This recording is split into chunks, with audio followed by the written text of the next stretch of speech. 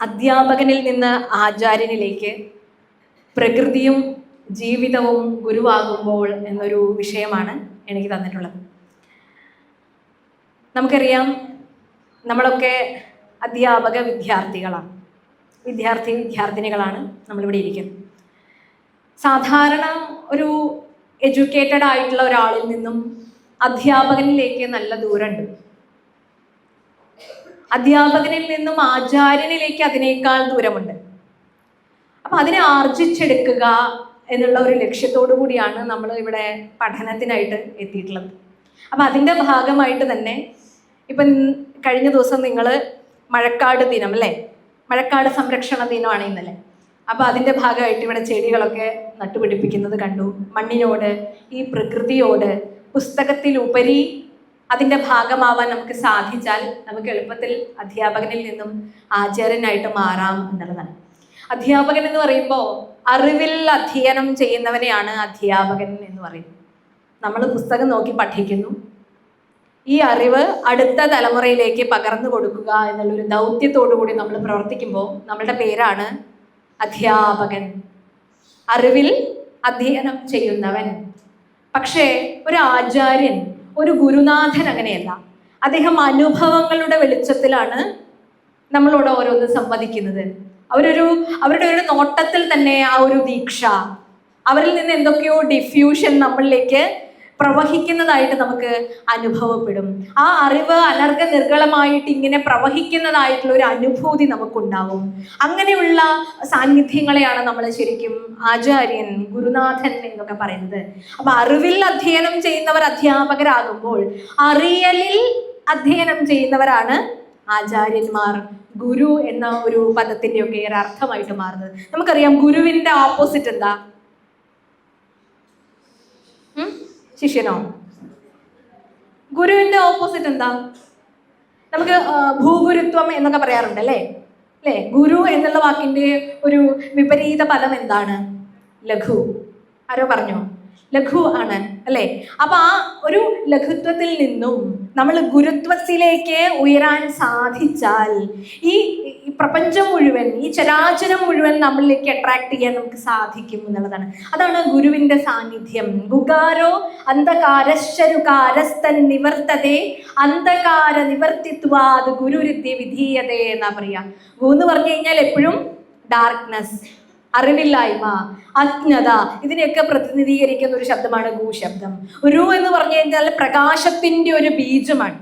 ഇപ്പോൾ ഞാൻ ഇങ്ങോട്ട് കടന്നു വരുമ്പോൾ, ഏതൊരു ഗസ്റ്റും ഇങ്ങോട്ട് കടന്നു വരുമ്പോൾ നമ്മൾ ഏതൊരു കാര്യക്രമവും ആരംഭിക്കുമ്പോൾ ആദ്യം ചെയ്യുന്നത് ദീപപ്രജ്വാലനമാണ് അല്ലേ? ഈ ദീപപ്രജ്വാലനം പ്രകാശമാണ്. ഈ പ്രകാശത്തെ അറിവിന്റെ രൂപത്തിൽ പകർന്നു കൊടുക്കാൻ സാധിക്കുന്ന തരത്തിൽ നമുക്ക് ഉയരാൻ സാധിച്ചാൽ നമ്മളിൽ ആചാര്യൻ പ്രവർത്തിച്ചു തുടങ്ങി, അധ്യാപകൻ പ്രവർത്തിച്ചു തുടങ്ങി എന്നൊക്കെ നമുക്ക് മനസ്സിലാക്കാനായിട്ട് സാധിക്കും എന്നുള്ളതാണ്. അപ്പൊ അധ്യാപകനിൽ നിന്നും ആചാര്യനിലേക്കുള്ള ദൂരത്തെ നമ്മൾ കുറച്ച് കൊണ്ടുവന്ന് അധ്യാപകനും ആചാര്യനും ഒന്നായിട്ട് തീരുന്ന അദ്വൈതത്തിന്റെ ബോധത്തിലേക്ക് നമ്മൾ പ്രവേശിക്കുമ്പോഴാണ് നമ്മൾ കുട്ടികളുടെ പ്രിയപ്പെട്ട ആളുകളായിട്ട് മാറുന്നത്. അല്ലെങ്കിൽ പുസ്തകത്തിൽ എന്തൊക്കെയോ പഠിച്ചു, ഒരു പുസ്തക പുഴുവായിട്ടിരിക്കുന്നു, നമ്മളത് പഠിച്ച് പറഞ്ഞു കൊടുക്കുന്നു. ചർവിത ചർവണം എന്ന് പറയുന്നു, ചവച്ചരയ്ക്കുന്നു, ഛർദ്ദിക്കുന്നു. ഈ ഒരു രീതിയിലുള്ള ആ ഒരു മെത്തേഡ് നമുക്ക് മാറ്റി. പക്ഷെ ഇന്നത്തെ ആധുനിക വിദ്യാഭ്യാസ പദ്ധതി ഇതിനൊക്കെ വലിയ മാറ്റം കൊണ്ടുവന്നിട്ടുണ്ട്. അപ്പൊ അതിനെയൊക്കെ നമുക്ക് നമ്മുടെ ജീവിതത്തിലേക്ക് സ്വാംശീകരിച്ച് നമുക്ക് ഒരു ആത്മപ്രകാശമായിട്ട് മാറാൻ സാധിക്കുമ്പോഴാണ് ഈ അധ്യാപക സാന്നിധ്യം, ഗുരു സാന്നിധ്യം ഒക്കെ നമുക്ക് അനുഭവപ്പെടുന്നത് എന്നുള്ളതാണ്. ഞാനൊരു കഥ വായിക്കാനിടയായി അധ്യാപക ദിനത്തിൽ. അതായത് ഓക്സ്ഫോർഡ് യൂണിവേഴ്സിറ്റിയിലെ ഒരു പ്രൊഫസർ ഉണ്ടായിരുന്നു. അദ്ദേഹം വളരെ കർക്കശ സ്വഭാവമുള്ള ആളായിരുന്നു. അദ്ദേഹം വൈകുന്നേരങ്ങളിൽ ഈ യൂണിവേഴ്സിറ്റിയിലെ ക്ലാസ്സും ബഹളവും ഒക്കെ കഴിഞ്ഞ് കഴിഞ്ഞാൽ വൈകുന്നേരങ്ങളിൽ അദ്ദേഹത്തിൻ്റെ വീട്ടിൽ അദ്ദേഹം ട്യൂഷൻ എടുക്കുമായിരുന്നു കുട്ടികൾക്ക്. അപ്പോൾ ധാരാളം കുട്ടികളുണ്ട്. അപ്പോൾ 6ാം ക്ലാസ്സിലെ കുട്ടികൾക്ക് ട്യൂഷൻ എടുക്കണം അന്നത്തെ ദിവസം, ഈ സംഭവം നടക്കുന്ന ദിവസം. അപ്പം അദ്ദേഹം കുട്ടികൾക്കൊരു വർക്ക് കൊടുത്തിട്ട് ഇപ്പോൾ വരാൻ നിങ്ങളിത് ചെയ്ത് തീർക്കുക എന്ന് പറഞ്ഞ് പുറത്തു പോയി തിരിച്ചു വന്നപ്പോൾ അദ്ദേഹത്തിന് കാണാൻ സാധിച്ചത്, അതിലൊരു കുട്ടി എല്ലാവരും ഹോംവർക്ക് ചെയ്യുന്നു, എല്ലാവരും അവരുടെ കാര്യങ്ങൾ പറഞ്ഞതുപോലെ ചെയ്യുന്നു, ഒരു കുട്ടി മാത്രം വേൾഡ് മാപ്പിൽ കളിച്ചുകൊണ്ടിരിക്കണം. അദ്ദേഹത്തിന് ദേഷ്യം വന്നു എന്ന് കണ്ടപ്പോൾ വളരെ കാർക്കശ്യ സ്വഭാവമുള്ള അദ്ദേഹം ഈ മാപ്പ് വാങ്ങിച്ച് അത് ചുമരിൽ തൂക്കി വെച്ചു. എന്നിട്ട് വീണ്ടും ഒരു പ്രാവശ്യം ഓൺ ചെയ്തിട്ട് പിന്നെയും പുറത്തു പോയി കുറച്ചു നേരം കഴിഞ്ഞ് വീണ്ടും അകത്ത് വരുമ്പോഴും ഈ കുട്ടി വീണ്ടും ആ മാപ്പ് എടുത്ത് ആ ചുമരിൽ തൂക്കിയിട്ടിട്ടുള്ള ആ മാപ്പ് എടുത്ത് വീണ്ടും അതിൽ കളിച്ചുകൊണ്ടിരിക്കണം. ഇദ്ദേഹത്തിന് കലശലായ ദേഷ്യം വന്നു.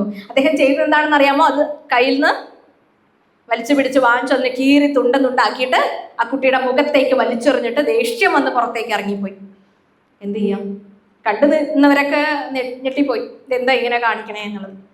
പക്ഷേ അദ്ദേഹത്തിന്റെ ദേഷ്യമൊക്കെ ഒന്ന് തണുത്തപ്പോൾ, അദ്ദേഹം കയറി വന്നപ്പോൾ അദ്ദേഹത്തെ ഞെട്ടിച്ചൊരു സംഭവം ഉണ്ടായില്ലെന്ന് വെച്ച് കഴിഞ്ഞാൽ, ആ വേൾഡ് മാപ്പ് 6ാം ക്ലാസ്സിൽ പഠിക്കുന്ന കുട്ടി അക്ഷാംശരേഖകളും രേഖാംശരേഖകളും ഒക്കെ വളരെ കൃത്യമായിട്ട് ചേർത്ത് വെച്ച്, ഇത്രയും കൺട്രീസും കോണ്ടിനെന്റും ഇതൊക്കെ കൃത്യമായിട്ട് ചേർത്ത് വെച്ച് നല്ല ഭംഗിയായിട്ട് താൻ കണ്ടം തുണ്ടമായി വെട്ടി നുറുക്കിയിട്ടുള്ള ആ മാപ്പിനെ ഒരു പുതിയ ലോകമായിട്ട് ചുമരിൽ തൂക്കി വെച്ചിരിക്കുന്നു. അദ്ദേഹം ചെയറിൽ പോയിട്ട് ഇരുന്നിട്ട് ഈ കുട്ടിയെ മാത്രം പതുക്കെ അടുത്തേക്ക് വിളിച്ചു. എന്നിട്ട് ചോദിച്ചു, നീ ഇതെങ്ങനെയാണ് ചെയ്തത്? നിനക്ക് എങ്ങനെയാണ് ലോകരാജ്യങ്ങളെ കുറിച്ചുള്ള അറിവ് ഇത്ര ചെറുപ്പത്തിൽ തന്നെ? വീട്ടിലാരെങ്കിലും ഇതിന് മാത്രം സഹായിക്കാൻ അമ്മ എന്ത് ചെയ്യുന്നു, അച്ഛൻ എന്ത് ചെയ്യുന്നു? ഇങ്ങനെ അത്ഭുതകരമായിട്ടുള്ള ചോദ്യങ്ങളായിരുന്നു അദ്ദേഹം മുൻപോട്ട് വെച്ചത്. അപ്പോഴാണ് ആ കുട്ടി പറഞ്ഞത്, ഞാൻ ഒന്നും ചെയ്തില്ല പക്ഷെ ഞാൻ ചെയ്തത് കണ്ണും കാതും മൂക്കും ഒക്കെ കൃത്യമായിട്ട് ചേർത്ത് വെച്ച ഒരു മനുഷ്യനെ ഉണ്ടാക്കുക മാത്രമാണ് ഞാൻ ചെയ്തത്. അദ്ദേഹത്തിന് മനസ്സിലായില്ല ഈ കുട്ടി എന്താണ് പറയുന്നത് എന്നുള്ളത്. പിന്നെയാണ് അദ്ദേഹം തിരിച്ചറിഞ്ഞു. ആ കുട്ടി കാണിച്ചു കൊടുക്കുകയാണ് ആ കീറിപ്പറഞ്ഞ ഭാഗങ്ങളൊക്കെ ഒന്നിച്ചു വെച്ച ആ വേൾഡ് മാപ്പിന്റെ മറുപുറത്ത് ഒരു മനുഷ്യന്റെ ചിത്രമായിരുന്നു. ആ മനുഷ്യന്റെ ചിത്രത്തെയാണ് കീറി മുറിച്ചു കൊടുത്തത്. നമുക്ക് കൃത്യമായിട്ട് കണ്ണും കാതും ഒക്കെ യോജിപ്പിച്ച് വെക്കാൻ ഇപ്പോൾ 6ാം ക്ലാസ്സിലെ കുട്ടിക്ക് സാധിക്കില്ലേ? അത് മാത്രമേ ഞാൻ ചെയ്തുള്ളൂ എന്നാണ് ആ കുട്ടി പറയുന്നത്. അദ്ദേഹം ആ കുട്ടിയിൽ നിന്നും വലിയൊരു പാഠം പഠിച്ചു. എന്താണ് അദ്ദേഹം പഠിച്ച പാഠം? If you recreate a man then you recreate the whole world എന്നാണ്. എല്ലാവരാലും വലിച്ചെറിയപ്പെട്ട, എല്ലാവരാലും നിഷേധിക്കപ്പെട്ട ഒരാളെ നമ്മൾ എപ്രകാരമാണോ സാന്ത്വനിപ്പിക്കുന്നത്, എപ്രകാരമാണോ വീണ്ടും ഒരു മനുഷ്യനായിട്ട് നമ്മൾ പുനർനിർമ്മിക്കുന്നത്, അപ്പൊ നമ്മളൊരു ലോകം സൃഷ്ടിക്കുന്നു എന്നുള്ള ഒരു വലിയ പാഠം വേൾഡ് മാപ്പാണല്ലോ ഉണ്ടായിരുന്നത്.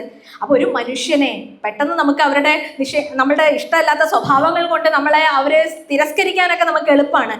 പക്ഷേ അവരെ അടുപ്പിച്ചുകൊണ്ട്, നിങ്ങളും കുട്ടികളോട് ഇടപഴകുന്ന സമയത്ത് നിഷേധികളായ പല പല കുടുംബങ്ങളിൽ നിന്ന്, പല പല ബ്രോക്കൺ ഫാമിലീസിൽ നിന്ന് വരുന്ന കുട്ടികൾ നമ്മുടെ മുമ്പിൽ എത്തിപ്പെടുമ്പോൾ അവരെ നിഷേധിക്കാനും അവരെ അകറ്റാനും ഒക്കെ നമുക്ക് എളുപ്പത്തിൽ സാധിക്കും. പക്ഷെ അവരെ ചേർത്ത് പിടിച്ച് നമ്മുടെ സ്നേഹം കൊണ്ട് അവരിലുള്ള വിദ്യയെ കൂടി നമുക്ക് പാഠ്യവിഷയമാക്കാൻ സാധിക്കുന്നിടത്താണ് നമ്മുടെ അധ്യാപകൻ, ആചാര്യൻ എന്നുള്ള പദവിയിലേക്കൊക്കെ മാറാനായിട്ട് നമുക്ക് സാധിക്കുക എന്നുള്ളതാണ്. അപ്പം ഈ ഒരു വാക്കുകൾ നമുക്ക് എപ്പോഴും പ്രചോദനമാകണം എന്നുള്ളതാണ്. നമ്മുടെ മുമ്പിൽ വരുന്ന കുട്ടികളെ നമ്മൾ പഠിപ്പിക്കുകയല്ല, അവരെ പഠിക്കുകയാണ് വേണ്ടത്. അധ്യാപകൻ പഠിപ്പിക്കുകയല്ല, പഠിക്കുകയാണ് വേണ്ടത് എന്നുള്ള ആ ഒരു രീതിയിൽ നമ്മൾ നോക്കിക്കാണുകയാണെങ്കിൽ ടീച്ചേഴ്സ് എപ്പോഴും ധാരാളം കാര്യങ്ങൾ അപ്ഡേറ്റ് ചെയ്തുകൊണ്ടിരിക്കും. നമ്മൾ അധ്യാപക വിദ്യാർത്ഥിനികളാണ് അല്ലേ? പുറത്ത് കുട്ടികളുടെ മുമ്പിൽ നമ്മൾ അധ്യാപകരാണ്, പക്ഷെ നമ്മളിപ്പോഴും മരണം വരെയും നമ്മൾ ഈ പഠനം തുടർന്നുകൊണ്ടേയിരിക്കണം എന്നുള്ളതാണ്. അപ്പോൾ ഇവിടെ അധ്യാപകനിൽ നിന്ന് ആചാര്യനിലേക്ക് എന്ന് പറയുമ്പോൾ, സാധാരണ ഗുരു എന്ന് പറയുമ്പോഴും അധ്യാപകൻ എന്നൊക്കെ പറയുമ്പോഴൊക്കെ ഒരു മനുഷ്യരൂപമാണ് നമ്മുടെ ഉള്ളിലേക്ക് വരിക. ഒരു മനുഷ്യനെയാണ് നമ്മൾ ഗുരുവായിട്ട് പലപ്പോഴും കാണുക. പക്ഷേ ഞാൻ B.Ed ഇവിടെ പഠിക്കുന്ന സമയത്ത് ലക്ഷ്മി ടീച്ചർ എപ്പോഴും പറയും, ശ്രീമദ് ഭാഗവതത്തില് 24 ഗുരുക്കന്മാരെ കുറിച്ച് പറയുന്ന ഒരു ഭാഗമുണ്ട്. അപ്പൊ അതിനെക്കുറിച്ച് എപ്പോഴെങ്കിലും സമയം കിട്ടുമ്പോൾ ഒന്ന് വിവരിക്കാമോ എന്ന്. അന്നൊന്നും നമ്മൾ അതിനു വേണ്ടി സമയം കണ്ടെത്തിയിട്ടില്ല. ഇപ്പോഴാണ് അതിൻ്റെ ഒരു സമയം സമാഗതമായിരിക്കുന്നത് എന്നുള്ളത്. അപ്പൊ അതിനെക്കുറിച്ച് സംവദിക്കാൻ ഒരു ഭാഗ്യം ലഭിച്ചതിൽ എനിക്ക് ചാരിതാർത്ഥ്യമുണ്ട്. അപ്പോൾ ഭാഗവതം ഏകാദശ സ്കന്ധത്തിലെ ഒരു കോൺവെർസേഷനാണ്. യദു മഹാരാജാവും അവധൂതനും തമ്മിലുള്ള ഒരു കോൺവെർസേഷനാണ്. നമ്മുടെ ചുറ്റുപാടിനെയും നമുക്ക് എങ്ങനെ ഗുരുവായിട്ട് സ്വീകരിക്കാം എന്നുള്ളത് നമ്മളെ പഠിപ്പിക്കുന്ന ഒരു ഘടകം എന്നുള്ളതാണ്. ഇപ്പോൾ ശ്രീ ബുദ്ധൻ്റെ ഒരു കാര്യം ഓർമ്മ വരികയാണ്. അദ്ദേഹം മരണാസന്നനായിട്ട് മരണക്കിടക്കയിൽ കിടക്കുന്ന സമയത്ത് അദ്ദേഹത്തിൻ്റെ ദുഃഖാർത്തരായ ശിഷ്യന്മാരൊക്കെ ചുറ്റും ഇരുന്ന് വിഷമിക്കുക എന്ന് പറഞ്ഞാൽ ഏതൊരു ഭൗതിക വിയോഗത്തിലും എല്ലാവർക്കും കുറച്ച് വിഷമമൊക്കെ ഉണ്ടാവുമല്ലോ. അതല്ല, ഞാൻ ശരീരമല്ല എന്ന് തിരിച്ചറിഞ്ഞ ആളുകൾ പോലും ആ സമയത്ത് ഒരു പ്രാകൃതനെ പോലെ വിലപിക്കുന്ന ഒരു സന്ദർഭമാണല്ലോ ഈ മരണം എന്നൊക്കെ പറയുന്നത്. അപ്പൊ ബുദ്ധന്റെ ശിഷ്യഗണങ്ങളെല്ലാം ഇവിടെ ഇങ്ങനെ കൂടി ചേർന്ന് നിൽക്കുന്നുണ്ട്.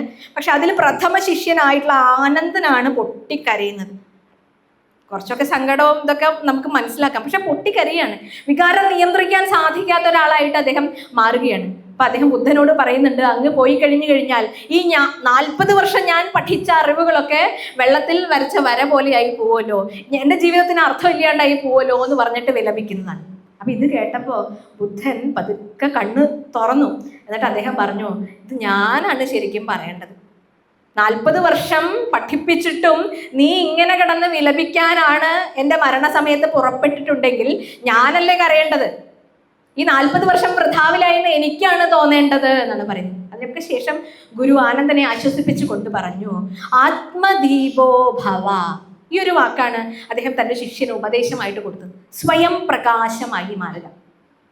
ഉള്ളൂർ എസ് പരമേശ്വരയ്യരുടെ പ്രേമസംഗീതം എന്ന് പറയുന്നൊരു കവിത ഞാനൊരു 8ാം ക്ലാസ്സിലോ 9ാം ക്ലാസ്സിലോ പഠിക്കുമ്പോൾ പഠിച്ചിട്ടുണ്ട്. അപ്പം അതിൽ ഒരു വരിയുണ്ട്, അതായത് വിളക്ക് കൈവശമുള്ളവനെങ്ങും വിശ്വം ദീപമയം, വെണ്മ മനസ്സിൽ വിളങ്ങിന ഭദ്രനു മേന്മേൽ അമൃതമയം എന്നാണ്. നമ്മുടെ കയ്യിൽ വിളക്കുണ്ടെന്നുണ്ടെങ്കിൽ നമുക്ക് പ്രകാശത്തിന്, നമുക്ക് ലോകം കാണുക ആരുടെയും കാലു പിടിക്കേണ്ട കാര്യമില്ല, ബുദ്ധിമുട്ടില്ല. നമ്മൾ തന്നെ പ്രകാശമായിട്ട് പതുക്കെ സഞ്ചരിച്ചാൽ മറ്റുള്ളവർക്ക് കൂടി വഴികാട്ടികളായിട്ട് മാറും.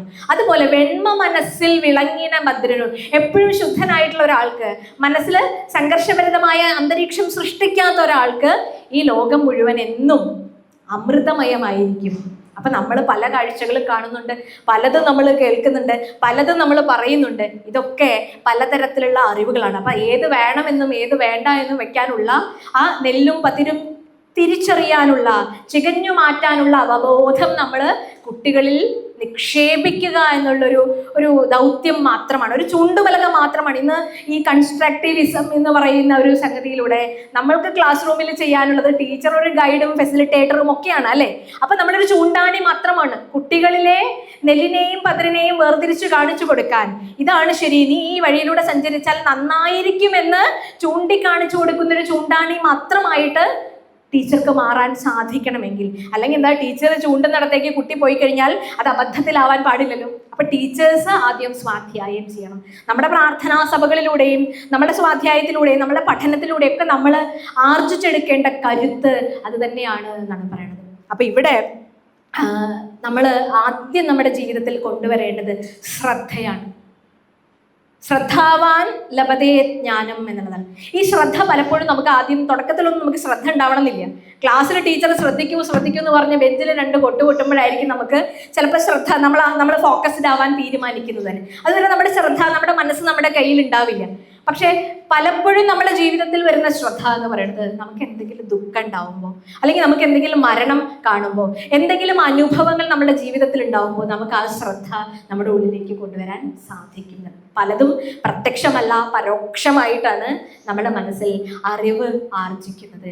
ഈ അറിവിനെയാണ് നമ്മൾ വിതരണം ചെയ്യാൻ തീരുമാനിക്കുന്നവരായിട്ട് മാറുന്നത്. അതാണ് ആധുനിക വിദ്യാഭ്യാസ പദ്ധതിക്ക് അപ്പുറത്തേക്ക് ഒരു വാല്യുബിൾ ആയിട്ടുള്ള ഒരു മെസ്സേജ് ടീച്ചേഴ്സിന് കൊടുക്കാൻ സാധിച്ചില്ലെങ്കിൽ വിദ്യാഭ്യാസം എന്നതിന് അർത്ഥമേ ഉണ്ടാവില്ല. ഞാൻ കഴിഞ്ഞ പ്രാവശ്യം വന്നപ്പോൾ സൂചിപ്പിച്ചു എന്ന് എനിക്ക് തോന്നുന്നു, എങ്കിലും പറയുകയാണ്. 2ാം ലോക മഹായുദ്ധാനന്തരം കോൺസെൻട്രേഷൻ ക്യാമ്പിൽ നിന്ന് രക്ഷപ്പെട്ട ഒരാള് ഈ ലോകത്തിനൊരു കത്ത് കൊടുത്തു. ഇത് നമുക്ക് സോഷ്യൽ സ്റ്റഡീസിലൊക്കെ പഠിക്കാനുണ്ടായിരുന്നു മുൻപ്. അതിൽ ആദ്യത്തെ പേജായിട്ട് ഒരാളുടെ ലെറ്റർ. അതെന്താന്ന് ചോദിച്ചു കഴിഞ്ഞാൽ അദ്ദേഹം പറയുകയാണ്, ഞാൻ എൻ്റെ ജീവിതത്തിൽ കാണാൻ പാടാത്തൊരു കാര്യം കണ്ടു.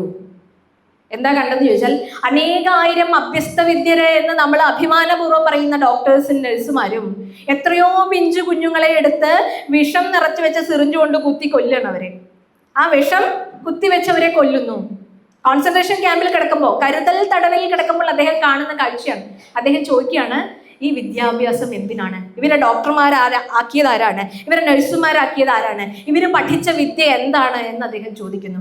രണ്ടാമതായി അദ്ദേഹം പറഞ്ഞു, ഞാൻ കാണാൻ പാടാത്ത മറ്റൊരു കാര്യം കണ്ടത് എന്താണെന്ന് വെച്ചാൽ, ഒരു വിഷപ്പുക നിറച്ചു വെച്ച ഒരു ചേംബറിലേക്ക്, ഒരു റൂമിനകത്തേക്ക് വിഷപ്പുക നിറച്ചു വെച്ച് അതിൽ എത്രയോ കുഞ്ഞുങ്ങളെ, പിഞ്ചു കുഞ്ഞുങ്ങളെ തള്ളിവിട്ടിട്ട് ആ പുക ശ്വസിച്ച് ശ്വാസം മുട്ടി മരിക്കുന്ന എത്രയോ കുട്ടികളെ അദ്ദേഹത്തിന് കണ്ടു. അദ്ദേഹം എങ്ങനെയോ രക്ഷപ്പെട്ടാണ് ഈ ലോകത്തിലേക്ക് തിരിച്ചെത്തിയത്. അദ്ദേഹം എഴുതുന്നു, എന്തിനാണ് എഡ്യൂക്കേഷൻ? ഈ കത്ത് അവസാനിപ്പിക്കുന്നത് ഇങ്ങനെയാണ്: any education without characterise that is useless and dangerous എന്ന്. ഏതൊരു വിദ്യാഭ്യാസമാണോ സ്വഭാവ രൂപീകരണത്തിന് ഉപകരിക്കാത്തത് അത് അത്യപകടമാണ് എന്ന് എഴുതി വെച്ചിട്ടാണ് അദ്ദേഹത്തിന്റെ കത്ത് അവസാനിപ്പിക്കുന്നത്. അപ്പോൾ വിദ്യാഭ്യാസം എന്നത് നമുക്ക് ഇത്ര ഡിഗ്രി ഉണ്ട്, ഇത്ര PG ഉണ്ട്, DLIT ഉണ്ട് എന്നിങ്ങനെ നിരത്തി എഴുതാനുള്ള ക്വാളിഫിക്കേഷന് വേണ്ടി മാത്രമല്ല, അതിനപ്പുറത്തേക്ക് മനുഷ്യനെ മനുഷ്യനാക്കുന്ന വിദ്യാഭ്യാസത്തിന്റെ ഒരാൾ ഇവിടെ ഇരിക്കുന്നുണ്ട് അല്ലേ. നമ്മുടെ മുമ്പിൽ കാണുന്ന ഒരു വിഗ്രഹം, ഒരു പ്രതിമ, മാൻ മേക്കിംഗ് എഡ്യൂക്കേഷൻ എന്ന് പറയുന്നത് അല്ലേ. അപ്പൊ നമ്മൾ മനുഷ്യത്വമാണ് ഏറ്റവും വലിയ മതം. ഇതാണ് ലോകത്തിനെ ഭരിക്കുന്ന ഒരു ഘടകമായിട്ട് മാറേണ്ടത്. ഈ വിദ്യാഭ്യാസത്തിലൂടെ നമ്മൾ ആർജിക്കേണ്ടതും അത് തന്നെ എന്ന് മനസ്സിലാക്കി തരാൻ നമ്മുടെ ഉള്ളിൽ പല ഘടകങ്ങളും ഉണർന്ന് പ്രവർത്തിക്കേണ്ടതുണ്ട്. അതിലൊന്ന് മാത്രമാണ് ശ്രദ്ധ എന്ന് പറയുന്നത്. ഈ ശ്രദ്ധയോടുകൂടി നമ്മൾ ഈ ജീവിതത്തിൽ മുന്നേറുകയാണെന്നുണ്ടെങ്കിൽ നമുക്ക് മനുഷ്യരൂപികൾ മാത്രമല്ല അധ്യാപകനായി വരുന്നത്, മനുഷ്യരൂപത്തിലുള്ളവർ മാത്രമല്ല നമുക്ക് ആചാര്യനായി വരുന്നത്. ഈ പ്രകൃതി തന്നെ ജീവിത പാഠമാകുന്ന ഒരു രീതിയിലേക്ക് നമ്മളെ ഉയർത്തും. അപ്പൊ അതിൽ ആദ്യം പറയുന്നത്, അതൊരു ശ്ലോകമായിട്ടാണ് ഇങ്ങനെ പറയുന്നത്: പൃഥ്വി വായുരാകാശമാപഃ അഗ്നി ചന്ദ്രമാ രവിഃ കപോദോ അചകര സിന്ധു പതംഗോ മധുകൃദ്ഗജഃ മധുഹ ഹരിണ മീനഃ പിങ്കള കുരരോ അർഭകഃ കുമാരി ശരകൃത് സർപ്പഃ ഊർണനാപി സുപേശകൃത് എന്ന് പറയുന്ന 24 ഗുരുക്കന്മാരെയാണ് പരിചയപ്പെടുത്തി തരുന്നത് നമ്മുടെ ഈ ടെക്സ്റ്റ് എന്ന് പറയുന്നത്. ഇതൊക്കെ നമ്മൾ പഠിച്ചിരിക്കേണ്ടതും ശ്രദ്ധിച്ചിരിക്കേണ്ടതും ഇതിന്റെ ക്ലാസ് റൂം അപ്ലിക്കേഷനാണ് നമുക്ക് ഓരോരുത്തർക്കുള്ള ഹോംവർക്ക്. ഇപ്പൊ എനിക്ക് ചിലത് എൻ്റെ തോട്ടിലൂടെ വന്ന കാര്യങ്ങൾ ഞാൻ ഷെയർ ചെയ്യാം. ബാക്കി ഈ ഗുരുവിനെ എങ്ങനെയാണ് നമുക്ക് ക്ലാസ് റൂമിൽ അപ്ലൈ ചെയ്യാൻ പറ്റുക, നമ്മുടെ കൺസ്ട്രക്റ്റിവിസ്റ്റ് ക്ലാസ് റൂമിൽ എപ്രകാരമാണ് ഈ ഗുരുക്കന്മാരെ നമുക്ക് അപ്ലൈ ചെയ്യാൻ പറ്റുക എന്ന് നിങ്ങളെ ഹോംവർക്ക് ചെയ്ത് കണ്ടുപിടിക്കണം എന്നുള്ളതാണ്. അതിൽ ആദ്യം പറയുന്നത് പൃഥ്വി. പൃഥ്വി എന്ന് പറഞ്ഞാൽ എന്താ? ഭൂമി. ഭൂമിയിൽ നിന്ന് നമ്മൾ എന്താ പഠിക്കേണ്ടത്? ഭൂമി നമ്മുടെ ഗുരുവാണ് എന്ന് പറയുന്നു. അപ്പൊ ആധ്യാത്മികമായ അതിന്റെ വശങ്ങളൊക്കെ ഒരു ഭാഗത്തുണ്ട്. ഭൗതികപരമായിട്ട് തന്നെ നോക്കൂ, ഭൂമിയിൽ നിന്ന് നമ്മൾ എന്താണ് പഠിക്കേണ്ടത്? ആർക്കെങ്കിലും പറയാവോ? നമുക്ക് പെട്ടെന്ന് 24 ഗുരുക്കന്മാരെ തീർക്കേണ്ടതുണ്ട്. ആർക്കെങ്കിലും ഒരാൾക്ക് പറയാമോ ഭൂമി എങ്ങനെയാ നമ്മുടെ ഗുരുവായിട്ട് മാറുക? ഭൂമിയിൽ നിന്ന് എന്താ പഠിക്കേണ്ട പാഠം? ക്ഷമ. വളരെ കറക്റ്റാണ്. പണ്ടൊക്കെ പറയും ഭൂമിയോളം ക്ഷമ വേണം. ആർക്കെന്നാ പറയാ? സ്ത്രീകൾക്ക് എന്നാണ് പറയാ. അപ്പൊ സ്ത്രീകൾക്ക് ഭൂമിയോളം ക്ഷമ വേണം എന്നൊക്കെ പറയാം. പുരുഷന്മാരെ എന്തുകൊണ്ടാണ് മാറ്റി നിർത്തിയെന്ന് എനിക്കറിയില്ല. അപ്പൊ ഭൂമി ക്ഷമയുടെ പാഠമാണ്, തിതിക്ഷയുടെ പാഠമാണ് ഭൂമി എന്ന് പറയുന്നത്. ഭൂമി ക്ഷമിച്ചില്ലായിരുന്നുവെങ്കിൽ എന്താ സംഭവിക്കുക? ഭൂമി നേരത്തെ നമുക്കറിയാം ഭൗതികപരമായിട്ട് ഇതൊക്കെ ഉണ്ടായ സമയത്ത് ഉരുകി ഒലിക്കുന്ന ഒരു ലാവയാണ്. അതിൽ ഈ കാണുന്ന ഭംഗിയൊന്നും ഉണ്ടായിരുന്നില്ല. അത് ഉരുകിയൊലിക്കുന്ന ഒരു ലാവ മാത്രമായിട്ട് അവിടെ ഇരിക്കുകയാണ്. പിന്നെ അനേകായിരം കോടാനുകോടി വർഷങ്ങൾക്ക് ശേഷമാണ് അതിൽ പർവ്വതങ്ങളും കുന്നുകളും കാടുകളും അല്ലെ, ഈ പറഞ്ഞ മഴക്കാടുകളും ഒക്കെ പ്രത്യക്ഷപ്പെട്ട് ഇന്ന് കാണുന്ന ജീവിത യോഗ്യമായിട്ടുള്ള ഒരു ഇടമായിട്ട് ഭൂമി മാറുന്നത്. സൂര്യനും ചന്ദ്രനും ഇടയിൽ കൃത്യമായിട്ടുള്ള ഡിസ്റ്റൻസ്. ഇപ്പൊ ചൊവ്വ ഇപ്പോഴും ചൊവ്വ തന്നെയാണ്, മറ്റു ഗ്രഹങ്ങളൊക്കെ ഇപ്പോഴും ആ ഗ്രഹങ്ങൾ തന്നെയാണ്, ശനി ഇപ്പോഴും ശനി തന്നെയാണ്. പക്ഷെ ഭൂമിക്ക് മാത്രം ഒരു വ്യത്യാസമുണ്ടായി. അവിടെ ജീവനുണ്ടായി, ജീവന കലയുണ്ടായി, അതിജീവനത്തിന്റെ പാഠങ്ങൾ ഉണ്ടായി. നമ്മൾ ആധുനിക യുഗത്ത് ടെക്നോളജിക്കലി അഡ്വാൻസ്ഡ് ആയിട്ടുള്ള ലോകത്ത് ഇത്രയധികം മുന്നോട്ട് പോയി. ഇതൊക്കെ ഭൂമിയിൽ വന്നിട്ടുള്ള മാറ്റങ്ങളാണ്. ഭൂമി കാത്തിരുന്നില്ലായിരുന്നുവെങ്കിൽ എന്താണ് സംഭവിക്കുക? ഈ മാറ്റത്തിന് വിധേയമാകുമായിരുന്നു. അപ്പൊ നമ്മൾ ക്ലാസ് റൂമിൽ ഈ ഭൂമിയെ എങ്ങനെയാണ് കുട്ടികൾക്ക് പകർന്നു കൊടുക്കുക? ഇന്ന് പലപ്പോഴും പലരും അക്ഷമരാണ്. കുട്ടികൾ മാത്രമല്ല, അധ്യാപക വിദ്യാർത്ഥിനികളും എല്ലാവരും അക്ഷമരാണ്. ഇതൊന്ന് തീർന്നു കിട്ടിയാൽ മതി. നമുക്ക് ക്ഷമയില്ല. വെള്ളം അടുപ്പിൽ വെച്ച് അത് ചൂടാവാൻ കുറച്ച് സമയം എന്നുള്ളത് നമുക്കറിയാം. പക്ഷെ അത്ര പോലും ക്ഷമ നമ്മുടെ ജീവിതത്തിലെ ചില ഘട്ടങ്ങൾ വരുമ്പോൾ നമുക്ക് തോന്നുന്നില്ല. പ്രണയം നിഷേധിക്കപ്പെട്ടു, ഉടനെ ആസിഡ് എടുത്ത് മുഖത്തൊഴിച്ചു. ഇപ്പൊ തന്നെ മാറ്റം ഉണ്ടാവണം. ഒരു വിത്ത് കുത്തിയിട്ട് അത് അപ്പൊ തന്നെ മുളയ്ക്കണം, അപ്പൊ തന്നെ പുഷ്പിക്കണം എന്ന് പറയുന്നിടത്ത് നമ്മൾ എത്ര അക്ഷമരാകുന്നു എന്ന് നമ്മൾ ആലോചിച്ചിട്ടുണ്ടോ? അപ്പൊ ഒരു കുട്ടിയിൽ ആ കുട്ടിയുടെ ബാക്ക്ഗ്രൗണ്ട് എന്താണ് നമ്മൾ പരിശോധിക്കാതെ അവനിൽ പെട്ടെന്നൊരു മാറ്റം സൃഷ്ടിക്കാൻ നമ്മൾ ഒരുങ്ങുമ്പോൾ നമ്മളുടെ മാനസികാവസ്ഥയും ഇത് തന്നെയാണ്. അവിടെ ഭൂമിയെ ഒന്ന് ചേർത്ത് വെച്ച് പഠിക്കുവാൻ നമ്മൾ തയ്യാറായെങ്കിൽ ഈ തിതിക്ഷ പലപ്പോഴും ഈ ഭൂമിക്ക് മാത്രമല്ല, ഈ ഭൂമിയെ പോലെ തന്നെ ക്ഷമയിൽ അധിഷ്ഠിതമായ നിരവധി ഉദാഹരണങ്ങൾ. അതിലൊന്നാണ് സോക്രട്ടീസ്. ധാരാളം ആളുകളുണ്ട്. സോക്രട്ടീസിന് ക്ഷമയുടെ ഇരിപ്പിടമാണത്രേ സോക്രട്ടീസ്. ഒരു പുസ്തകം വായിച്ചപ്പോൾ അതിൽ കാണാനായിട്ട് സാധിച്ചു, അദ്ദേഹത്തിന്റെ ഭാര്യയ്ക്ക് ആവശ്യങ്ങൾക്കൊന്നും കിട്ടാറില്ല. വീട്ടിൽ ഓരോ ആവശ്യത്തിനും സോക്രട്ടീസിനെ കിട്ടാറില്ല. എപ്പോഴും ആളുകൾ വന്ന് ഓരോ കാര്യങ്ങൾ സംവദിച്ചു കൊണ്ടിരിക്കും, എപ്പോഴും ബഹളം തന്നെ, തിരക്ക് തന്നെ. അപ്പൊ എപ്പോഴും ഭാര്യ സോക്രട്ടീസിനോട് ചുണ്ടിയെടുക്കാറുണ്ട്, അടി ഉണ്ടാക്കാറുണ്ട്, വഴക്കുണ്ടാക്കാറുണ്ട്. പക്ഷെ ചില സമയങ്ങൾ തീർത്തും അവരുടെ കയ്യിൽ നിന്ന് കാര്യങ്ങൾ വിട്ടുപോയിട്ടുള്ള സന്ദർഭമുണ്ട്. അപ്പൊ കുറെ പേര് വീട്ടിന് മുറ്റത്ത് വന്നു, സോക്രട്ടീസ് സംസാരിച്ചുകൊണ്ടിരിക്കണം. ആ സമയത്ത് ഭാര്യ എന്തോ വിളിച്ചു ചോദിച്ചു. അപ്പൊ അദ്ദേഹം അത് കേട്ടില്ല. അദ്ദേഹം ഇവരുടെ കൂടെയുള്ള സംസാരത്തിൽ ഇങ്ങനെ മുഴുകിയിരിക്കുകയാണ്. ദേഷ്യം വന്ന ഭാര്യ എന്ത് ചെയ്തു എന്നറിയോ? ഒരു കുടം വെള്ളം എടുത്തിട്ട് അങ്ങനെ സോക്രട്ടീസിന്റെ തലയിൽ കൂടെ ഒഴിച്ചു. അപ്പൊ അദ്ദേഹം എന്താ ചെയ്തത്? അദ്ദേഹം ക്ഷമയുടെ സഹനത്തിന്റെയും ഒരു ഉദാഹരണമാണെന്നാണ് ഞാൻ പറഞ്ഞത്. അപ്പൊ അദ്ദേഹം ചെയ്തെന്താന്ന് വെച്ചാൽ, അദ്ദേഹം പറഞ്ഞു അവരുടെയൊക്കെ മുന്നിൽ വെച്ചിട്ട്, നമ്മൾ വിചാരിക്കും ഇവരുടെയൊക്കെ മുന്നിൽ വെച്ച് അപമാനിച്ചപ്പോൾ ഒരു നാണക്കേട് ഉണ്ടായിട്ടുണ്ടാവും അദ്ദേഹത്തിന്. ഉണ്ടായിട്ടുണ്ടാവുമായിരിക്കാം. പക്ഷെ അദ്ദേഹം വളരെ നർമ്മരസ പ്രധാനമായിട്ടാണ് ആ ഒരു രംഗം കൈകാര്യം ചെയ്തത്. മഴക്കാറ് കണ്ടപ്പോഴേ ഞാൻ വിചാരിച്ചു ഇന്ന് മഴ ഉണ്ടാവുമെന്ന് പറഞ്ഞിട്ട് ആ രംഗം കൈകാര്യം ചെയ്യാൻ സാധിക്കണം. ഇത് തമാശയൊന്നുമല്ല. അദ്ദേഹത്തിന്റെ ആ ക്ഷമയുടെ ആ ഒരു ഇരിപ്പിടത്തിൽ നിന്നാണ് അദ്ദേഹം അത് സംസാരിച്ചത് എന്നുള്ളത്. ആ തിതിക്ഷ ഉണ്ടാവാൻ വേണ്ടി ഭൂമിയെ പാഠ്യവിഷയമാക്കണം. നമ്മൾ എന്തൊക്കെ ഭൂമിയിൽ ക്രൂരതകൾ ഏൽപ്പിക്കുന്നു? ഭൂമി പ്രതികരിക്കുന്നുണ്ടോ? ക്ഷമയുള്ളവർക്ക് ശക്തി കൂടുതലായിരിക്കും. ഇനി പ്രതികരിച്ചാൽ നമ്മൾ ഉണ്ടാവില്ല. സുനാമിയായി, ഭൂകമ്പമായിട്ട് എന്തെങ്കിലുമൊക്കെ വന്നു കഴിഞ്ഞാൽ നമ്മൾ ഉണ്ടാവില്ല താനും. അപ്പൊ ക്ഷമയെ നമ്മൾ പരീക്ഷിക്കാൻ നിൽക്കരുത്. ആ ക്ഷമയിൽ നിന്നും ചില കാര്യങ്ങളൊക്കെ നമ്മളുടെ ജീവിതത്തിലേക്ക് പകർത്തുവാനുള്ള ഒരു ഭാവമായിട്ട് നമ്മൾ മാറണം. അപ്പോഴാണ് അതൊരു ഗുരുവായിട്ട്, ഒരു അധ്യാപകനായിട്ട് നമ്മുടെ ജീവിതത്തിലേക്കൊക്കെ മാറുക എന്നുള്ളതാണ്. പലപ്പോഴും ഞാൻ എൻ്റെ നൈബറിൽ കണ്ട ഒരു ക്ഷമ എന്താന്ന് വെച്ച് കഴിഞ്ഞാൽ, അവരുടെ ഭർത്താവ് വന്നിട്ട് റെയിൽവേ ഉദ്യോഗസ്ഥനാണ്. അപ്പോൾ അവർക്ക് കുട്ടികളൊന്നും ഇല്ല. അപ്പോൾ ദിവസം ആനിമൽ പ്ലാനറ്റ് കാണുമായിരുന്നു വരുന്നു. അപ്പോൾ അതൊക്കെ കണ്ട് വളരെ സന്തോഷത്തോടെ ഇരിക്കും. ഇവർക്ക് പെറ്റ്സിനെയൊക്കെ ഭയങ്കര ഇഷ്ടമാണ്. അങ്ങനെ ഇരിക്കുന്ന സമയത്താണ് ഒരു കുരങ്ങനെ വേണം എന്നുള്ള ആഗ്രഹം ഇവരിൽ വർദ്ധിച്ചു തുടങ്ങിയത്. അപ്പോൾ പണ്ടൊക്കെ ഈ നാടോടികൾ കുരങ്ങുമായിട്ട് വീട്ടിലേക്കൊക്കെ വരും അല്ലേ? എന്നിട്ട് ആ കുരങ്ങിൻ്റെ പേര് കുഞ്ഞിരാമൻ എന്നായിരിക്കും. എന്നിട്ട് അതിനോട് ചാടാനും അറിയാനും ഒക്കെ പറയും. അപ്പം അതൊക്കെ ഒരു രസം, അവർക്ക് എന്തെങ്കിലും പൈസ കിട്ടും, അതാണ് അവരുടെ ഉപജീവനം. അപ്പം അങ്ങനെ ഒരു നാടോടികൾ ഇപ്പോഴൊന്നും അവരെ കാണാൻ തന്നെ ഇല്ല. എൻ്റെ ഒരു കുട്ടിക്കാലത്ത് ഞാൻ കണ്ടതാണ്. അവരുടെ വീട്ടിൽ ഇതുപോലെ ആ ഒരു നാടോടികൾ കുരങ്ങുമായിട്ട് വന്നു. അപ്പം ഇതിനെ കണ്ടപ്പോൾ അദ്ദേഹം ആ ചേച്ചി ഭർത്താവില്ല. അപ്പം അവർ പറഞ്ഞു, എനിക്ക് ഈ കുരങ്ങിനെ തരുമോ എന്ന് ചോദിച്ചു. അപ്പം അവർ കളിപ്പിക്കാം, ഇത് ഞങ്ങളുടെ ഉപജീവനാണ്, തരാനൊന്നും പറ്റില്ല എന്ന് പറഞ്ഞു. പക്ഷെ എത്ര പൈസ വേണമെങ്കിൽ തരാം, ഇതിനെ ഒന്ന് തരാൻ പറ്റുമോ എന്ന് ചോദിക്കും. അപ്പം അവർ നിവർത്തിയില്ലാണ്ട് ഒരു എമൗണ്ട് പറഞ്ഞു. അത് ആ സ്ത്രീ കൊടുക്കുകയും ചെയ്തു. കുരങ്ങിനെ ആര് സ്വന്താക്കി? ഈ സ്ത്രീ സ്വന്താക്കി. വലിയ സന്തോഷമായി. വൈകുന്നേരം ഭർത്താവ് വന്നു. ഫോണൊന്നും ഇല്ലേ വിളിച്ചു പറയാൻ ആ സമയത്തൊന്നും. ഭർത്താവ് വന്നു, വലിയ സന്തോഷമായി. അപ്പം ചോദിച്ചു, ഇതെന്താ കുരങ്ങിനെയൊക്കെ വാങ്ങിച്ചിരിക്കണേ? ചോദിച്ചു. എനിക്ക് കളിപ്പിക്കാനാണെന്ന് പറഞ്ഞു. ശരി, ഇത് എന്ത് ഭക്ഷണമാണ് കഴിക്കുക ചോദിച്ചു. നമ്മൾ കഴിക്കണതൊക്കെ കഴിക്കുന്ന. ഓ, അപ്പോൾ പിന്നെ കുഴപ്പമില്ല, ഇനി ടെൻഷൻ ഇല്ല. ഇനി ഇത് എവിടെ കിടക്കുക ചോദിച്ചു. നമ്മുടെ കൂടെ തന്നെ കിടക്കും, എന്താ വിരോധം ഉണ്ടോ ചോദിച്ചു. ഒരു ഇതല്ല, നമ്മുടെ കൂടെ. പക്ഷെ ഒരു കാര്യം അദ്ദേഹം ചോദിച്ചു, ഭർത്താവ് ഭാര്യയോട് ചോദിച്ചു, ഇതിന്റെ നാറ്റം എങ്ങനെയാ സഹിക്കുക എന്ന് ചോദിച്ചു. അപ്പൊ ആ സ്ത്രീ പറഞ്ഞു, ഞാൻ 40 വർഷമായിട്ട് ഞാൻ സഹിക്കണ്ടല്ലോ. അപ്പോ അവരീ അവതരിപ്പിച്ച കാര്യം സഹനം, ക്ഷമ, തിതിക്ഷ, അതിലുള്ള പാഠങ്ങളാണ്. അവർ വഴക്കുണ്ടാക്കാൻ പോയിട്ടില്ല, അവര് ദേഷ്യപ്പെട്ട് സംസാരിച്ചിട്ടില്ല. വളരെ തമാശാപരമായി നർമ്മരസപ്രധാനമായിട്ട് ഈ കാര്യം അവതരിപ്പിച്ചു എന്ന് മാത്രമേ ഉള്ളൂ. സഹനം സർവദുഃഖാനാം അപ്രതീകാരപൂർവകം എന്നാണ് പറയുക. പ്രതികാരമില്ലാതെ ക്ഷമിക്കാൻ കഴിയുന്നതാണ് ക്ഷമ. ഞാൻ ഇപ്പൊ അവളോട് ക്ഷമിച്ചു, ഞാൻ നാളെ കാണിച്ചു തരാം എന്ന് പറയുന്നതല്ല ക്ഷമ. മനസ്സിൽ ഒരു ദുർബുദ്ധി വെച്ച്, അല്ലെങ്കിൽ മലയാളത്തിൽ പറയുന്ന വൈരാഗ്യം വെച്ചിട്ട് ഞാൻ അവരോട് ക്ഷമിച്ചിരിക്കുന്നു എന്ന് പറയണതല്ല. ഇത് ടീച്ചേഴ്സിന്റെയും കുട്ടികളുടെ ഇടയിലൊക്കെ ഉണ്ട് കേട്ടോ.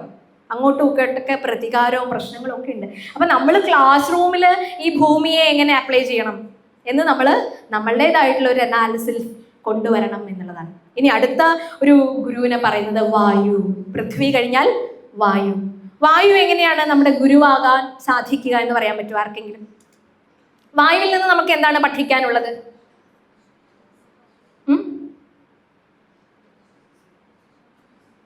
പറയൂ, ആർക്കെങ്കിലും പറയാൻ പറ്റുമോ? വായുവിൽ നിന്ന് എന്താണ് നമുക്ക് പഠിക്കാനുള്ളത്? വായു എപ്രകാരം നമ്മുടെ ഗുരുവാകും? ഒന്നും പഠിക്കാനില്ല. നമ്മുടെ പ്രാണനെ നിലനിർത്തുന്നത് വായു തന്നെയാണ് അല്ലേ? അപ്പൊ വായുവിൽ നിന്ന് ഒന്നും പഠിക്കാനില്ലേ? വായുവിനെ നമുക്ക് പിടിക്കാൻ പറ്റുമോ? പിടിക്കാൻ പറ്റില്ല. അത് തന്നെയാണ് വായുവിന്റെ ഏറ്റവും വലിയ ക്വാളിറ്റി എന്ന് പറഞ്ഞു കഴിഞ്ഞാൽ വികേന്ദ്രീകരിക്കപ്പെട്ട സ്നേഹം എന്നാണ്. നമ്മൾ കേന്ദ്രീകൃതമാണ് പലപ്പോഴും, നമ്മൾ എല്ലാത്തിലും ലോക്ക്ഡ് ആയിട്ട് പോണ ആളുകളാണ്, സങ്കുചിതമായ കാഴ്ചപ്പാടാണ്. നമ്മളെ വിശാലതയിലേക്ക്, നമ്മളെ വികേന്ദ്രീകരണത്തിലേക്ക് നയിക്കുന്ന ഏക ഘടകം വായുവാണ്. വായുവിന്റെ സാന്നിധ്യം എല്ലായിടത്തും ഉണ്ട്. വായു ഇല്ലാതെ നമുക്ക് ജീവിക്കാനേ പറ്റില്ല. പക്ഷെ വായുവിനെ പിടിക്കാൻ പറ്റില്ല. വായോരിവ ദുഷ്കര എന്നാ പറയാ. ദുഷ്കരമാണ് വായുവിനെ പിടിച്ചു കെട്ടുക എന്നുള്ളത് നടക്കില്ല. വായുവിനെ കൺട്രോൾ ചെയ്യാൻ പറ്റില്ല നമുക്ക്. അപ്പൊ ആ ഒരു ഗുണം, നമ്മൾ ആരെയും കൺട്രോൾ ചെയ്യാനും നമ്മൾ ആരെയും നിയന്ത്രിക്കാനും നമ്മൾ സങ്കുചിതമാവാനും സ്വയം പോകാതെ, നമ്മളുടെ സ്നേഹം എന്ന് പറയുന്നത്, നമ്മുടെ ധർമ്മം എന്ന് പറയുന്നത്, നമ്മളുടെ അറിവ് എന്ന് പറയുന്നത് വികേന്ദ്രീകരിക്കപ്പെട്ടതാവട്ടെ എന്നുള്ളതാണ്. അല്ലെങ്കിൽ പലപ്പോഴും നമുക്ക് നമ്മുടെ ജീവിതത്തിൽ ദുഃഖം തോന്നും. നമ്മൾ വർക്ക് ചെയ്യുന്ന ഓർഗനൈസേഷനിൽ നമുക്ക് ദുഃഖം തോന്നും. നമ്മൾ കുട്ടികളുമായിട്ട് പ്രശ്നം ഉണ്ടാവാൻ സാധ്യതയുണ്ട്. ഇവിടെയൊക്കെ വായുവിന്റെ ഈ അനാസക്തി ധർമ്മം, ഒന്നിനോടും ആസക്തി ഇല്ല എന്നുള്ളതല്ല, ഒന്നിനോട് അറ്റാച്ച്മെന്റ് ഇല്ല എന്നുള്ളതല്ല, എല്ലാത്തിനും ഒരു ഡിറ്റാച്ച്ഡ് അറ്റാച്ച്മെന്റ് ശീലിക്കാൻ സാധിക്കുന്നിടത്ത് വായുവിനെ നമ്മൾ ഓർക്കുന്നത് നല്ലത്. ഇപ്പൊ 1, 2, 3 കഴിഞ്ഞു കഴിഞ്ഞാൽ ഒരിക്കലും പിരിയാത്ത മമതാ ബന്ധങ്ങളൊക്കെ അവിടെ സ്ഥാപിച്ചു കഴിഞ്ഞു. പിന്നെ പിരിയുമ്പോൾ വിഷമായി, ആത്മഹത്യയിലേക്കായി, പ്രശ്നത്തിലേക്കായി. അതിലൊന്നും പോവാതെ വികേന്ദ്രീകരിക്കപ്പെട്ട സ്നേഹം എന്ന് പറയുന്നത്, ആ ഇടത്താണ് വായുവിന്റെ ധർമ്മം നമ്മൾ മനസ്സിലാക്കാൻ സാധിക്കും. ഇതുപോലൊരു ബുദ്ധ ഭിക്ഷുണി ഒരിക്കലും ഒരു മെഡിറ്റേഷൻ ക്യാമ്പയിനിൽ പങ്കെടുക്കാൻ വേണ്ടിയിട്ട് പോവാണ്. ആ സമയത്ത് അവരുടെ കയ്യിൽ ഒരു കൊച്ചു ബുദ്ധന്റെ വിഗ്രഹമുണ്ട്. ഈ വിഗ്രഹം എടുത്തിട്ടാണ് അവർ പോകുന്നത്. അവിടെ ധാരാളം വിഗ്രഹങ്ങൾ ഇങ്ങനെ വെച്ചിട്ടുണ്ട്. അപ്പൊ ഇവരുടേതായിട്ടുള്ള ഒരു സൈഡില് ഇവരുടെ കൊച്ചു ബുദ്ധ വിഗ്രഹവും മനോഹരമായിട്ടുള്ള ഒരു ബുദ്ധ വിഗ്രഹം അവിടെ വെച്ചു. പക്ഷേ അവർക്ക് എന്താണെന്ന് അറിയില്ല, ഇത്രയും കാലം ആരാധിച്ച് തൻ്റെയാണ് ആ ബുദ്ധ വിഗ്രഹം, തൻ്റേത് മാത്രമാണ് ആ വിഗ്രഹം എന്നുള്ളൊരു തോന്നൽ ഉണ്ടായിപ്പോയി. അതിന്റെ ഭാഗമായിട്ട് അതിനെ അവിടെ കൊണ്ട് വെച്ചെങ്കിലും ദിവസവും അവർ ശ്രദ്ധിക്കുമ്പോൾ അവിടെ ചന്ദനത്തിരി പോലുള്ള സുഗന്ധ പദാർത്ഥങ്ങളൊക്കെ കത്തിച്ചു വെച്ചിട്ടുണ്ട്, ധൂപമൊക്കെ. അതിന്റെ പുക, അതിന്റെ വായു എല്ലാ ബുദ്ധ വിഗ്രഹങ്ങളിലേക്ക് പോവുകയാണ്. ചിലപ്പോൾ എൻ്റെ ബുദ്ധന് കിട്ടാണ്ട് വരുന്നുണ്ട്. അപ്പൊ എന്ത് ചെയ്യണം എന്നിങ്ങനെ ആലോചിച്ചു. അവര് അവിടെ നിന്ന് ഒരു കുഴല് സംഘടിപ്പിച്ചിട്ട് ഈ ചന്ദനത്തിരിയുടെ പുക വരുന്ന ഭാഗത്ത് കണക്ട് ചെയ്ത് അത് നേരെ തൻ്റെ ബുദ്ധ വിഗ്രഹത്തിന്റെ മൂക്കിൽ കൊണ്ട് ഘടിപ്പിച്ചു. ആരും ഒന്നും പറഞ്ഞില്ല. അങ്ങനെ പ്രാർത്ഥനയും ഈ മെഡിറ്റേഷൻ ക്യാമ്പയിനൊക്കെ കഴിഞ്ഞിട്ട് ഒരു 5 ദിവസം കഴിഞ്ഞ് ഇവര് തിരിച്ചു പോകുന്ന ആ അവസാന ദിവസത്ത് ഈ കുഴലൊക്കെ ഒന്ന് മാറ്റി ഒരു ബുദ്ധ വിഗ്രഹം എടുക്കാനായിട്ട് ശ്രമിച്ചപ്പോഴാണ് മനോഹരമായിരുന്ന, എത്രയോ സുന്ദരമായിരുന്ന തൻ്റെ ബുദ്ധന്റെ മൂക്ക് മുഴുവൻ കരിഞ്ഞു പോയിരിക്കുന്നു. അപ്പോ ഇത്രയും സങ്കുചിതമായ, ഇത്രയും കേന്ദ്രീകരിക്കപ്പെട്ട, ഇതെല്ലാത്തിനും കിട്ടിക്കോട്ടെ അല്ലേ, ആ വായു എല്ലാത്തിനും ഉള്ളതാണെന്നുള്ള ബോധം മറന്ന് ഇത് എൻ്റേതാണ് എന്ന് പറഞ്ഞ് ചുരുക്കി പിടിക്കാൻ ശ്രമിച്ചപ്പോൾ, കേന്ദ്രീകരിക്കപ്പെട്ടപ്പോൾ ഉണ്ടായിട്ടുള്ള ഒരു പ്രശ്നമാണ്. ഈ കഥ നിങ്ങൾ കേട്ടിട്ടുണ്ടാവും, കരിമൂക്കനായ ബുദ്ധൻ എന്നാണ് ഈ കഥയുടെ പേര് തന്നെ. അപ്പൊ ഇങ്ങനെ പല പല പല സാഹചര്യങ്ങളുമുണ്ട്. നമ്മൾ ഈ പൃഥ്വിനെയും വായുവിനെയും നമ്മുടെ ചുറ്റുമുള്ള ഈ പ്രകൃതിയും ഒക്കെ പഠിക്കുമ്പോൾ, പഠിക്കേണ്ടവർക്ക് ഈ ഉലകമേ ഒരു കലാശാല എന്നാണ് പറഞ്ഞിരിക്കുന്നത്. ഇന്ന് പുസ്തകം തന്നെ വായിക്കണം, പഠിക്കുന്ന പുസ്തകങ്ങളെ നമ്മൾ വായിക്കുന്നുള്ളൂ.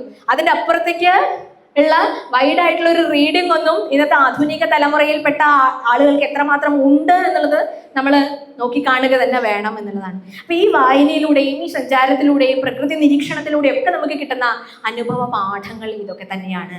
അപ്പൊ വായു ഇപ്രകാരം വികേന്ദ്രീകരിക്കപ്പെട്ട സ്നേഹമായിട്ട് മാറുന്നപ്പോൾ ഒരു കുട്ടിയോട് മാത്രം ഒരു പാർഷ്യാലിറ്റി ടീച്ചർക്ക് അത് പാടും. ഈ കേന്ദ്രീകരിക്കപ്പെട്ട സ്നേഹത്തെ നമ്മൾ വികേന്ദ്രീകൃതമാക്കുമ്പോൾ എല്ലാം നമ്മളുടേതായിട്ട് മാറും. അതിൻ്റെ സാന്നിധ്യം നമുക്ക് അനുഭവിക്കാനായിട്ട് പറ്റും. ഇനി അടുത്ത ഗുരു എന്ന് പറയുന്നത് ആകാശമാണ്. ആകാശം നമ്മളുടെ ഗുരുവായിട്ട് മാറുന്ന, അധ്യാപകനായിട്ട് മാറുന്ന ഒരു സന്ദർഭം പറയാൻ പറ്റൂ? പലപ്പോഴും ആകാശത്തിന്റെ ഒരു നുറുങ്ങ് പോലും കാണാത്ത എത്ര ദിവസങ്ങൾ നമ്മൾ കടന്നുപോയി. ആകാശമുണ്ടെന്ന് തന്നെ നമ്മൾ നോക്കില്ല. ഈ മൃഗങ്ങൾക്കൊക്കെയാണ്, അവർക്ക് അവരുടെ ആ ഒരു തലത്തിലും താഴേക്കും ഭക്ഷണം, പ്രത്യുൽപാദനം എന്ന് പറഞ്ഞ് നോക്കുന്നത് മൃഗങ്ങൾ മാത്രമാണ്. മനുഷ്യന് മാത്രമാണ് ഈ ഒരു ശക്തി വൈഭവം ഉണ്ട് എന്നുള്ള ഒരു താല്പര്യം. മുകളിലേക്കൊക്കെ ഇടയ്ക്ക് നോക്കിക്കഴിഞ്ഞാൽ ആകാശത്തിന്റെ അനന്തതയെ നമുക്ക് കാണാൻ പറ്റും. ഒരു കവി പറഞ്ഞിട്ടുണ്ട്, അനന്തമജ്ഞാതം അവർണ്ണനീയം ഈ ലോകഗോളം തിരിയുന്ന മാർഗം അതിങ്കലെങ്കാണ്ട് ഒരിടത്തിരുന്നു നോക്കുന്ന മർത്യൻ കഥയെന്തു കണ്ടു. നമ്മൾ എന്തോ വലിയ സംഭവമാണ് എന്ന് പറഞ്ഞ് നമ്മൾ നടക്കുമ്പോൾ ഈ ലോകം മുഴുവൻ നിയന്ത്രിക്കുന്നത് ഞാനാണ് എന്നുള്ള ഭാവം നമ്മൾക്ക് പലപ്പോഴായിട്ട് വന്നു പോകുന്നുണ്ട്. പക്ഷെ ഈ അനന്തമായ ലോകത്ത് മനുഷ്യൻ എത്ര നിസ്സാരമായ ജീവിയാണ്. അപ്പൊ അതിനെ എക്സ്പ്ലോർ ചെയ്യാൻ സാധിക്കാതെ, ആകാശത്തിന്റെ, വായുവിന്റെ, ഭൂമിയുടെ അനന്തത്തെയും വിശാലതയെയും ഉൾക്കൊള്ളാതെ വെറും പുസ്തകങ്ങളിൽ മാത്രം നമ്മൾ ഒതുങ്ങിപ്പോകുന്നത് എന്തുകൊണ്ടാണ്? ഇത് ചിന്തിക്കാനും പ്രവർത്തിക്കാനും പഠിപ്പിക്കാനും നമുക്ക് സാധിക്കണം എന്നുള്ളതാണ്. ഈ ബുക്കിഷ് നോളേജിൽ നിന്ന് അപ്പുറത്ത് മറുപുറം കടക്കാൻ വേണ്ടി കുട്ടികളെ സഹായിക്കുന്ന ഒരു സാരഥി കൂടിയായിട്ട് മാറുമ്പോഴാണ് ഈ ടീച്ചേഴ്സിനൊക്കെ അർത്ഥമുണ്ടാകുന്നത്. പലപ്പോഴും എൻ്റെ അധ്യാപകൻ എന്നോട് പറഞ്ഞിട്ടുണ്ട്, ആകാശം നോക്കിയിരിക്കൂ കുറച്ച് സമയം. നിങ്ങൾക്ക് സമയം കിട്ടുമ്പോൾ A to Z സ്ക്രോൾ ചെയ്യാതെ വാട്സപ്പും ഫേസ്ബുക്കും ഒക്കെ ഒന്ന് മാറ്റി വെച്ചിട്ട് ആകാശത്തെ കുറച്ചു നേരം ഒന്ന് നിരീക്ഷിക്കൂ. പതുക്കെ പതുക്കെ ആ ആകാശത്തിൻ്റെ വിശാലത നമ്മളിലേക്ക് ഇറങ്ങി വരും. ഇതൊന്നും നിരീക്ഷിക്കാനോ ഒന്നും നമുക്ക് സമയം കണ്ടെത്താൻ ഇല്ലാത്തതുകൊണ്ടാണ് പലപ്പോഴും നമ്മൾ ചുരുങ്ങിപ്പോകുന്നത്. ഇപ്പം ഞാനൊക്കെ ആദ്യം വിചാരിച്ചിട്ടുണ്ടായിരുന്നു ഗവൺമെൻറ് സ്കൂളിൽ പഠിക്കുന്ന കുട്ടികളും കോൺവെൻറ്റ് സ്കൂളിൽ പഠിക്കുന്ന കുട്ടികളും തമ്മിലുള്ള ഒരു താരതമ്യ പഠനം നമ്മൾ അവിടെ നടത്തിയിട്ടുണ്ടായിരുന്നു. താരതമ്യം ചെയ്ത് അവരിൽ ഭിന്നിപ്പുണ്ടാക്കാനല്ല, മറിച്ച് അങ്ങനെ ഒരു പഠനം നടത്തിയപ്പോഴാണ് മനസ്സിലായത് ഗവൺമെൻറ് സ്കൂളിലെ കുട്ടികൾക്ക് ഷെയറിങ്, കെയറിങ് തുടങ്ങിയിട്ടുള്ള ഗുണങ്ങളൊക്കെ സ്വല്പം കൂടുതലാണ്. എന്നാൽ കോൺവെൻറ്റിലൊക്കെ പഠിക്കുമ്പോൾ എൻ്റെ പെൻസില്, എൻ്റെ ഷാർപ്നർ, എൻ്റെ ബുക്ക്, എൻ്റെ ബാഗ്, എൻ്റെ പുസ്തകം, എൻ്റെ ഇത് നിൻ്റെ എന്നുള്ള ചിന്തകൾ കൂടുതലായിട്ട് അവർ വളരെ സങ്കുചിതമായിട്ടുള്ളൊരു അവസ്ഥയിലേക്ക് ചുരുങ്ങുന്നു. ഇപ്പം ഏതാണ്ടെല്ലാം ഒരുപോലെയായി സങ്കുചിതപ്പെട്ട് കിടക്കുകയാണ്. ഇതിൽ നിന്നൊക്കെ ഒരു മോചനം, എഡ്യൂക്കേഷൻ എന്ന് പറഞ്ഞു കഴിഞ്ഞാൽ ലിബറേഷനാണ്. സാ വിദ്യാ യാ വിമുക്തയേത് എന്നാണ് നമ്മളോട് പഠിപ്പിച്ചിട്ടുള്ള ആഹ്വാനവും ശ്ലോകവും നിർദ്ദേശവും ഒക്കെ. വിദ്യാഭ്യാസം മോചിപ്പിക്കപ്പെടേണ്ടതാണ്. നമ്മളെ പല കെട്ടുപാടുകളിൽ നിന്നും, പല അറിവില്ലായ്മകളിൽ നിന്നും, അജ്ഞതയിൽ നിന്നും നമ്മളെ മോചിപ്പിക്കപ്പെടുമ്പോഴാണ് അത് വിദ്യാഭ്യാസം അർത്ഥം പൂർണ്ണമായിട്ട് മാറുന്നത് എന്നുള്ളതാണ്. അപ്പോൾ ആ ഒരു അവസ്ഥയിലേക്ക് നമുക്ക് പോകണമെങ്കിൽ ഈ ഗുരുക്കന്മാരെയൊക്കെ നമ്മൾ ഒന്ന് വിശകലനം ചെയ്യാൻ. ഒരു ദിവസം ട്രെയിനിൽ സഞ്ചരിക്കാൻ ഇടയായപ്പോഴാണ് അവിടെ അപ്പോൾ തന്നെ ലോക്കൽ ടിക്കറ്റ് എടുത്തിട്ട് കുറച്ച് പേര് വരുമല്ലോ. അപ്പോൾ അവിടെ 5 പേർക്ക് ഇരിക്കാനുള്ള സീറ്റ് ഉണ്ട് ഈ വണ്ടിയിൽ. അപ്പോൾ നമുക്ക് അവർക്ക് സ്ഥലം കൊടുക്കാൻ തോന്നിയില്ല. കാരണം നമുക്ക് നമ്മുടെ കംഫർട്ട് സോൺ വിട്ട് പുറത്ത് പോകേണ്ടി വരുമോ എന്ന് വിചാരിച്ചിട്ട് ഈ 4 പേര് വിശാലമായിട്ട് അങ്ങനെ നെഞ്ചു വിരിച്ചിരിക്കുകയായിരുന്നു. പക്ഷെ അത് കഴിഞ്ഞ് അടുത്ത സ്റ്റേഷൻ എത്തിയപ്പോഴാണ് വളരെ പ്രിയപ്പെട്ട ഒരു കൂട്ടുകാരി അവിടേക്ക് കയറി വന്നത്. അപ്പോൾ ഇല്ലാത്ത സ്ഥലം ഉണ്ടാക്കിയിട്ട് ആ കൂട്ടുകാരിക്ക് സീറ്റ് കൊടുക്കാൻ അവിടെ സാധിച്ചു എന്നുള്ളതാണ്. നേരത്തെയുള്ള ആള് നമുക്ക് സുപരിചിതനല്ല. ഇപ്പൊ പരിചയപ്പെട്ടുള്ള ഒരാൾ വരുമ്പോൾ സ്നേഹം കൊണ്ട് അവിടെ എന്തുണ്ടാവണു? സീറ്റ് കൊടുക്കാൻ കഷ്ടപ്പെട്ട് നമ്മൾ സീറ്റ് കൊടുക്കാൻ തയ്യാറാവും. സ്നേഹത്തിലാണ് ആ വിശാലത എന്ന് പറയുന്ന ഒരു ധർമ്മം സ്ഥാപിക്കപ്പെട്ടിട്ടുള്ളത്. അപ്പൊ സ്നേഹം മാത്രമാണ് കുട്ടികളെ നമ്മളുടെ രീതിയിൽ, അല്ലെങ്കിൽ നമ്മൾ പറയുന്നിടത്ത്, അല്ലെങ്കിൽ നമ്മൾക്ക് വേണ്ടി, അല്ലെങ്കിൽ ഈ ലോകത്തിന് വേണ്ടി നല്ലൊരു പൗരനാക്കി വാർത്തെടുക്കുന്നതിൽ സ്നേഹം മാത്രമാണ് ഏറ്റവും വലിയ ഘടകം എന്ന് പറയുന്നത്. അത് കഴിഞ്ഞിട്ടേ ബാക്കിയുള്ള പുസ്തകത്തിനൊക്കെ സ്ഥാനമുള്ളൂ എന്നുള്ളത്. അപ്പോൾ ഇന്ന് ആധുനിക യുഗത്തിൽ പല രീതിയിൽ സ്നേഹം മാറിപ്പോയി, പല അബദ്ധങ്ങളായി മാറുന്നുണ്ട്. അപ്പോൾ അതൊക്കെ നമുക്ക് സ്കൂളിൽ പോയി കഴിഞ്ഞാൽ നമുക്ക് കാണാൻ പറ്റുന്നത് എങ്ങനെയാണ് ഇതൊന്ന് തരണം ചെയ്യാൻ പറ്റുക എന്നുള്ളതൊക്കെ നമ്മൾ ആ സമയത്തെ ഒരു സിറ്റുവേഷൻ അനുസരിച്ചിരിക്കും. അപ്പോൾ അതിനുവേണ്ടി സാമർഥ്യമുള്ള സ്കിൽഡ് ആയിട്ടുള്ളവരായിട്ട് മാറണം ടീച്ചേഴ്സ് എന്ന് പറയുന്നത്. അപ്പോൾ നന്നായി പഠിപ്പിക്കാൻ കഴിവുണ്ടാവും. ചിലർക്ക് എല്ലാം അറിയും, ചിലപ്പോൾ പഠിപ്പിക്കാൻ കഴിവുണ്ടാവില്ല. പക്ഷെ ചിലർക്ക് ക്ലാസ് റൂം മാനേജ് ചെയ്യണതായിരിക്കും അവർക്ക് കഴിവ്. ചില കുട്ടികൾ എത്ര ഈ സ്കാറ്റേർഡ് ആയിട്ടുള്ള പിള്ളേരാണെങ്കിലും ആ ടീച്ചേഴ്സിൻ്റെ ക്ലാസ് വന്നു കഴിഞ്ഞാൽ പിൻ ഡ്രോപ്പ് സൈലൻസ് ആയിരിക്കും. അവർ ശ്രദ്ധിക്കും. ആ വിഷയത്തിനെ ഇഷ്ടപ്പെടുന്നതിലൂടെ, ആ ടീച്ചറെ ഇഷ്ടപ്പെടുന്നതിലൂടെ ആ വിഷയം കുട്ടികൾ ഇഷ്ടപ്പെടാൻ തുടങ്ങും. എത്ര ടഫായിട്ടുള്ള സബ്ജക്റ്റ് ആണെങ്കിലും അവരത് പഠിക്കാനായിട്ട് ശ്രമിക്കും. അപ്പം അതൊക്കെ നിങ്ങൾക്ക് അറിവുള്ള വിഷയം തന്നെയാണ്. അതൊക്കെ നമുക്ക് സാധ്യമാകുന്നത് നമ്മുടെ മനസ്സ് കുറച്ച് വിശാലമാക്കി വിടുമ്പോഴാണ് എന്നുള്ളത്. അപ്പം പൃഥ്വി, വായു, ആകാശം. അടുത്തത് ആപഹ.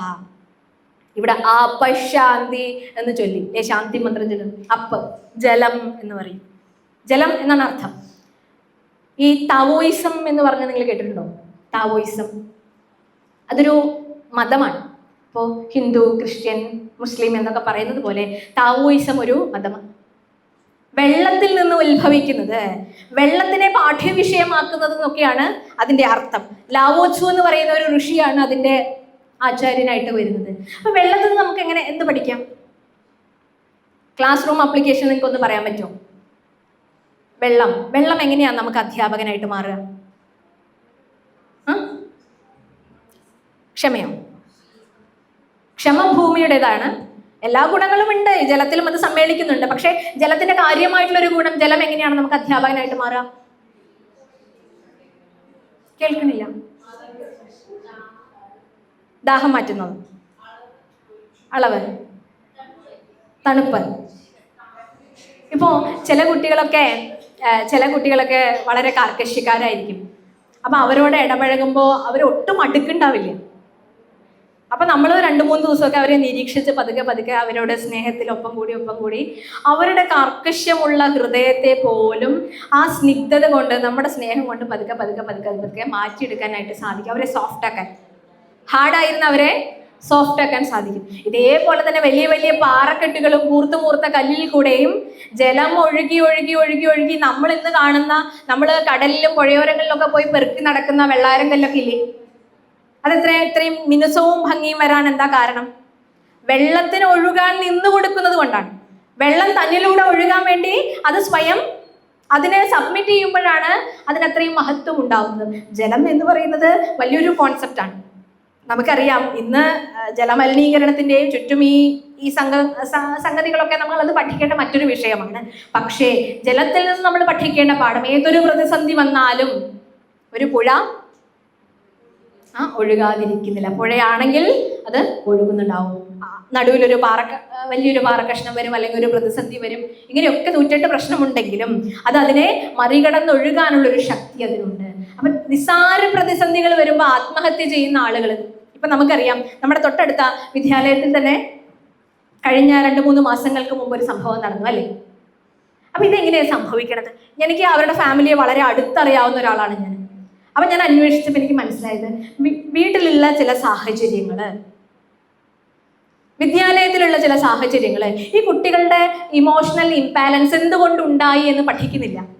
മറിച്ച് അവർ മാത്സിനും ഹിന്ദിക്കും അല്ലെങ്കിൽ അവരുടെ ഓരോ സബ്ജക്റ്റും വാങ്ങുന്ന മാർക്കുകളൊക്കെ വളരെ വളരെ ടോപ്പാണ്. പക്ഷെ അവരുടെ മാനസികാവസ്ഥയെ പരിശോധിക്കാൻ ഒരു അധ്യാപകനും ഒരു മാതാപിതാക്കൾക്കും സാധിക്കുന്നില്ല എന്നുള്ളതാണ്.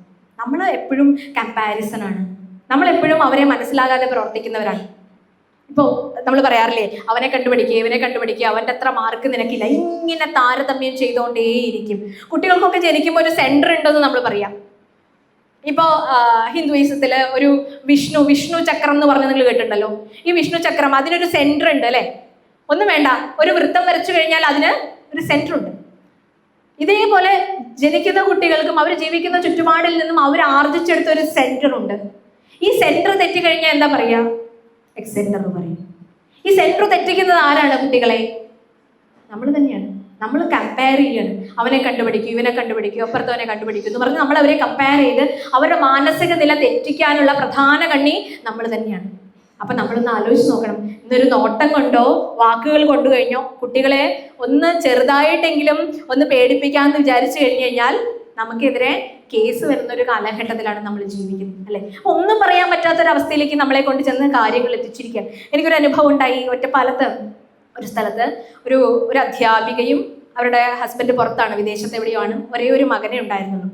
ഇപ്പോൾ ഒക്കെ ആ കുട്ടി മരിച്ചിട്ട് ഒരു 10-20 വർഷങ്ങൾക്ക് ശേഷമാണ് അവർ പുറത്തിറങ്ങാൻ തുടങ്ങിയത് തന്നെ. ഇപ്പോൾ അവർക്ക് ഏതാണ്ട് ഒരു 60-66 വയസ്സുണ്ട്. അപ്പോൾ അവരുടെ ഒരു അനുഭവം വളരെ ഞെട്ടിപ്പിക്കുന്നതായിരുന്നു. പണ്ട് ഈ കുട്ടി ഒരു 7ാം ക്ലാസ്സിലോ 8ാം ക്ലാസ്സിലോ പഠിക്കുന്ന സമയത്ത് അമ്മയ്ക്കൊരു മൊബൈൽ ഉണ്ടായിരുന്നു.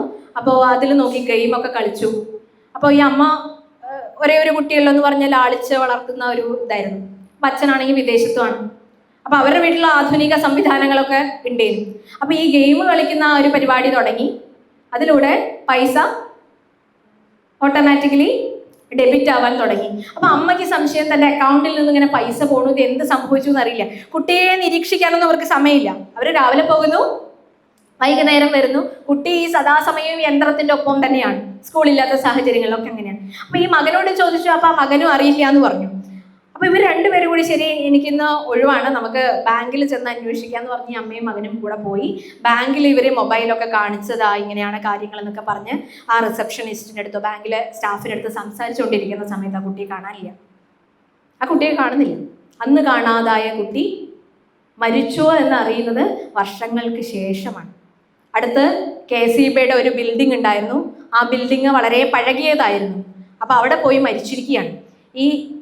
തൂങ്ങി മരിച്ചിരിക്കുകയാണ്. അവിടെയുള്ള ആളുടെ ഒരു സാഹചര്യം കൊണ്ട് അവിടെ ആരും ശ്രദ്ധിച്ചില്ല. പിന്നെ ഈ ബിൽഡിംഗ് ഒക്കെ തച്ചുടച്ച് പുതിയ ബിൽഡിംഗ് നിർമ്മിക്കുന്ന ഒരു വേളയിലാണ് ഈ അസ്ഥികൂടം കിട്ടുകയും അതിനെ പരിശോധിക്കുമ്പോഴാണ് തൻ്റെ കുട്ടിയാണ് എന്ന് മനസ്സിലാക്കാൻ സാധിക്കുന്നത്. അപ്പം അമ്മ വഴക്ക് പറയുമോ എന്നുള്ള ആ പേടിയിൽ, അമ്മ അടിക്കുമോ, അച്ഛൻ അറിഞ്ഞു കഴിഞ്ഞാൽ എന്താണ് സംഭവിക്കുക, ഇത്രയും പൈസ ഗെയിം കളിച്ച് കളഞ്ഞുല്ലോ എന്നുള്ളത്. ഇത് ഒരു കാറ്റഗറിയാണ്. ഇനി ഒരു കാറ്റഗറി, ഇനി എന്ത് കണ്ടുപിടിച്ചാലും ഞങ്ങൾ ഇതിൽ കൊല്ലുകില്ല എന്ന് പറഞ്ഞ വേറൊരു ഡിപ്പാർട്ട്മെന്റും ഉണ്ട്. പക്ഷെ ഈ പല സാഹചര്യത്തിലൂടെയും നമുക്ക് സഞ്ചരിച്ച് നിൽക്കുമ്പോൾ നമ്മൾ തന്നെ ഒരു പഠനോപകരണമായിട്ട് സ്വയം മാറുന്നിടത്താണ് ഇവിടെ മാറ്റങ്ങൾ കൊണ്ടുവരാൻ സാധിക്കുകയുള്ളൂ. അവരെ പഴി പറഞ്ഞിട്ടോ, സാഹചര്യങ്ങളെ പഠിച്ചിട്ടോ, അധ്യാപകരെ പറഞ്ഞിട്ടോ, സ്കൂളിനെ പറഞ്ഞിട്ടോ, മാതാപിതാക്കളെ പറഞ്ഞിട്ടോ ഒക്കെ എന്തെങ്കിലും കാര്യമുണ്ടോ? നമ്മളുടെ സാഹചര്യങ്ങൾ കൂടി കണക്കിലെടുത്ത് നമ്മളൊരു സ്വാധ്യായത്തിനും സെൽഫ് അനാലിസിസിനും തയ്യാറായാൽ മാത്രമേ നമ്മുടെ മുന്നിലിരിക്കുന്ന കുട്ടികൾ എന്തായിട്ട് മാറുള്ളൂ, നാളെ നല്ലൊരു പൗരനായിട്ട് മാറുള്ളൂ. അല്ലെങ്കിൽ നമ്മുടെ ക്യാരക്ടേഴ്സ്, നമ്മുടെ മൂഡ് സ്വിങ്സ് ഒക്കെ ആരെ ബാധിക്കും? നമ്മുടെ മുമ്പിലിരിക്കുന്ന കുട്ടികളെ ബാധിക്കുന്നുള്ളത്. നമ്മൾ എന്ത് പറയുമ്പോഴും ഈ പഴഞ്ചൻ സാധനങ്ങളെയൊക്കെ പറയാൻ നമ്മളൊരു കാര്യം ഉപയോഗിക്കാറില്ലേ? ഇത് ജാമ്പവാന്റെ കേൾക്കാറില്ലേ? ഈ ജാമ്പവാൻ ആരാണെന്നറിയോ? ഈ ജാമ്പവാൻ ആധുനിക ലോകത്ത് എത്രമാത്രം ഒരു റെലവൻ്റ് ആയിട്ടുള്ള ഒരു ആശയമാണ് ഈ ആധുനിക ലോകത്ത് കൊടുത്തതെന്നറിയോ? ഒന്നിനും വയ്യ, എനിക്ക് ഒന്നും സാധിക്കില്ല എന്ന് പറഞ്ഞ് ഇരുന്ന ഒരു വാനരപ്പടയ്ക്ക് മുമ്പിൽ സകല സമസ്യകളും തരണം ചെയ്യാനുള്ള ശക്തി നിങ്ങളുടെ ഉള്ളിൽ ഉണ്ട് എന്ന് പറഞ്ഞുകൊണ്ട് നമ്മളെ പോലെ കമ്പയർ ചെയ്യാൻ പോയില്ല. നിനക്ക് സാധിക്കില്ല എന്ന് പറഞ്ഞ് അവനെ നിരുത്സാഹപ്പെടുത്താൻ പോയില്ല. നിനക്ക് സാധിക്കുമെന്ന് പറഞ്ഞ് ആഞ്ജനേയൻ എന്ന് പറഞ്ഞ, ഹനുമാൻ എന്ന് പറഞ്ഞ ആ വ്യക്തിയുടെ ഉള്ളിലുള്ള സകല കഴിവുകളെയും പുറത്തെടുത്തിട്ടാണ് ജാമ്പവാൻ. അപ്പൊ ആ ജാമ്പവാൻ പഴയ കാലത്താളോ അതോ പുതിയ കാലത്താളോ? കാലാതിവർത്തിയാണ് അദ്ദേഹം എന്ന് പറയുന്നത്. പക്ഷെ നമ്മൾ പഴഞ്ചൻ സാധനങ്ങളെ ഉപയോഗിക്കുമ്പോൾ പറയുന്നൊരു വേർഡാണ് ജാമ്പവാൻ, ജാമ്പവാന്റെ കാലത്ത് നിന്ന്. അപ്പൊ ജാമ്പവാൻ പകർന്നു തന്നതുപോലെ ഒരു മാതാവിന്റെ ധർമ്മം, ഒരു പിതാവിന്റെ ധർമ്മം, ഒരു അധ്യാപകന്റെ ധർമ്മം ഒക്കെ ഈ സമൂഹത്തിൽ, ഈ കമ്മ്യൂണിറ്റിയിൽ, നിങ്ങൾ ഈ കമ്മ്യൂണിറ്റി ലിവിങ് ക്യാമ്പ് എന്ന് പറയുമ്പോൾ തന്നെ ലിവിങ് എന്ന് പറയുന്നത് വെറുതെ ജീവിച്ച് മരിച്ചു പോയാൽ മതിയോ? അല്ല, ഇത് അതിജീവനത്തിന്റെ അല്ലെങ്കിൽ ആർട്ട് ഓഫ് ലിവിങ്ങിന്റെ ഒരു കലയുടെ പാഠമായിട്ട് ജീവിതത്തെ കാണിക്കാനുള്ള ഒരു ദർശനം നമുക്ക് കൊടുക്കാൻ സാധിച്ചാൽ കുട്ടികളുടെ മനസ്സിലൊക്കെ അത് എൻ്റെ അധ്യാപികയാണ്. പണ്ടൊക്കെ അധ്യാപകരെ കാണുമ്പോൾ, ഗുരുക്കന്മാരെയൊക്കെ കാണുമ്പോൾ എത്ര മുതിർന്നാലും ചിലരൊക്കെ മുണ്ടൊക്കെ താഴത്തിട്ട് നമസ്കാരം പറയുകയും അവരെ ഒന്ന് അഭിവാദ്യം ചെയ്യുകയൊക്കെ ചെയ്യും. ഇപ്പോൾ ടീച്ചേഴ്സിനെ കണ്ടു കഴിഞ്ഞാൽ ബസ്സിൽ പോലും അവരെ കണ്ടു കഴിഞ്ഞാൽ സീറ്റ് കൊടുക്കേണ്ടി വരും എന്ന് പറഞ്ഞിട്ട് തിരിഞ്ഞിരിക്കുന്നൊരു സാഹചര്യത്തിലേക്ക് പോകുമ്പോൾ നമുക്ക് കുട്ടികളെ കുറ്റപ്പെടുത്താനേ ഇല്ല. കാരണം എന്താ? നമ്മൾ പഠിപ്പിച്ചത് അങ്ങനെയാണ്. നമ്മളെ അവർക്ക് ഇഷ്ടമില്ലാത്തതിൻ്റെ കാരണം എന്താ? നമ്മുടെ സ്വഭാവമാണ്. നമ്മുടെ സ്വഭാവമാണ് നമ്മൾ ക്ലാസ് റൂമിൽ അപ്ലൈ ചെയ്യാൻ ശ്രമിച്ചത്. അല്ലാതെ അവരെ നന്നാക്കാനുള്ള ഒരു ടൂളും അവിടെ ഉപയോഗിച്ചിട്ടില്ല എന്നുള്ളതാണ്.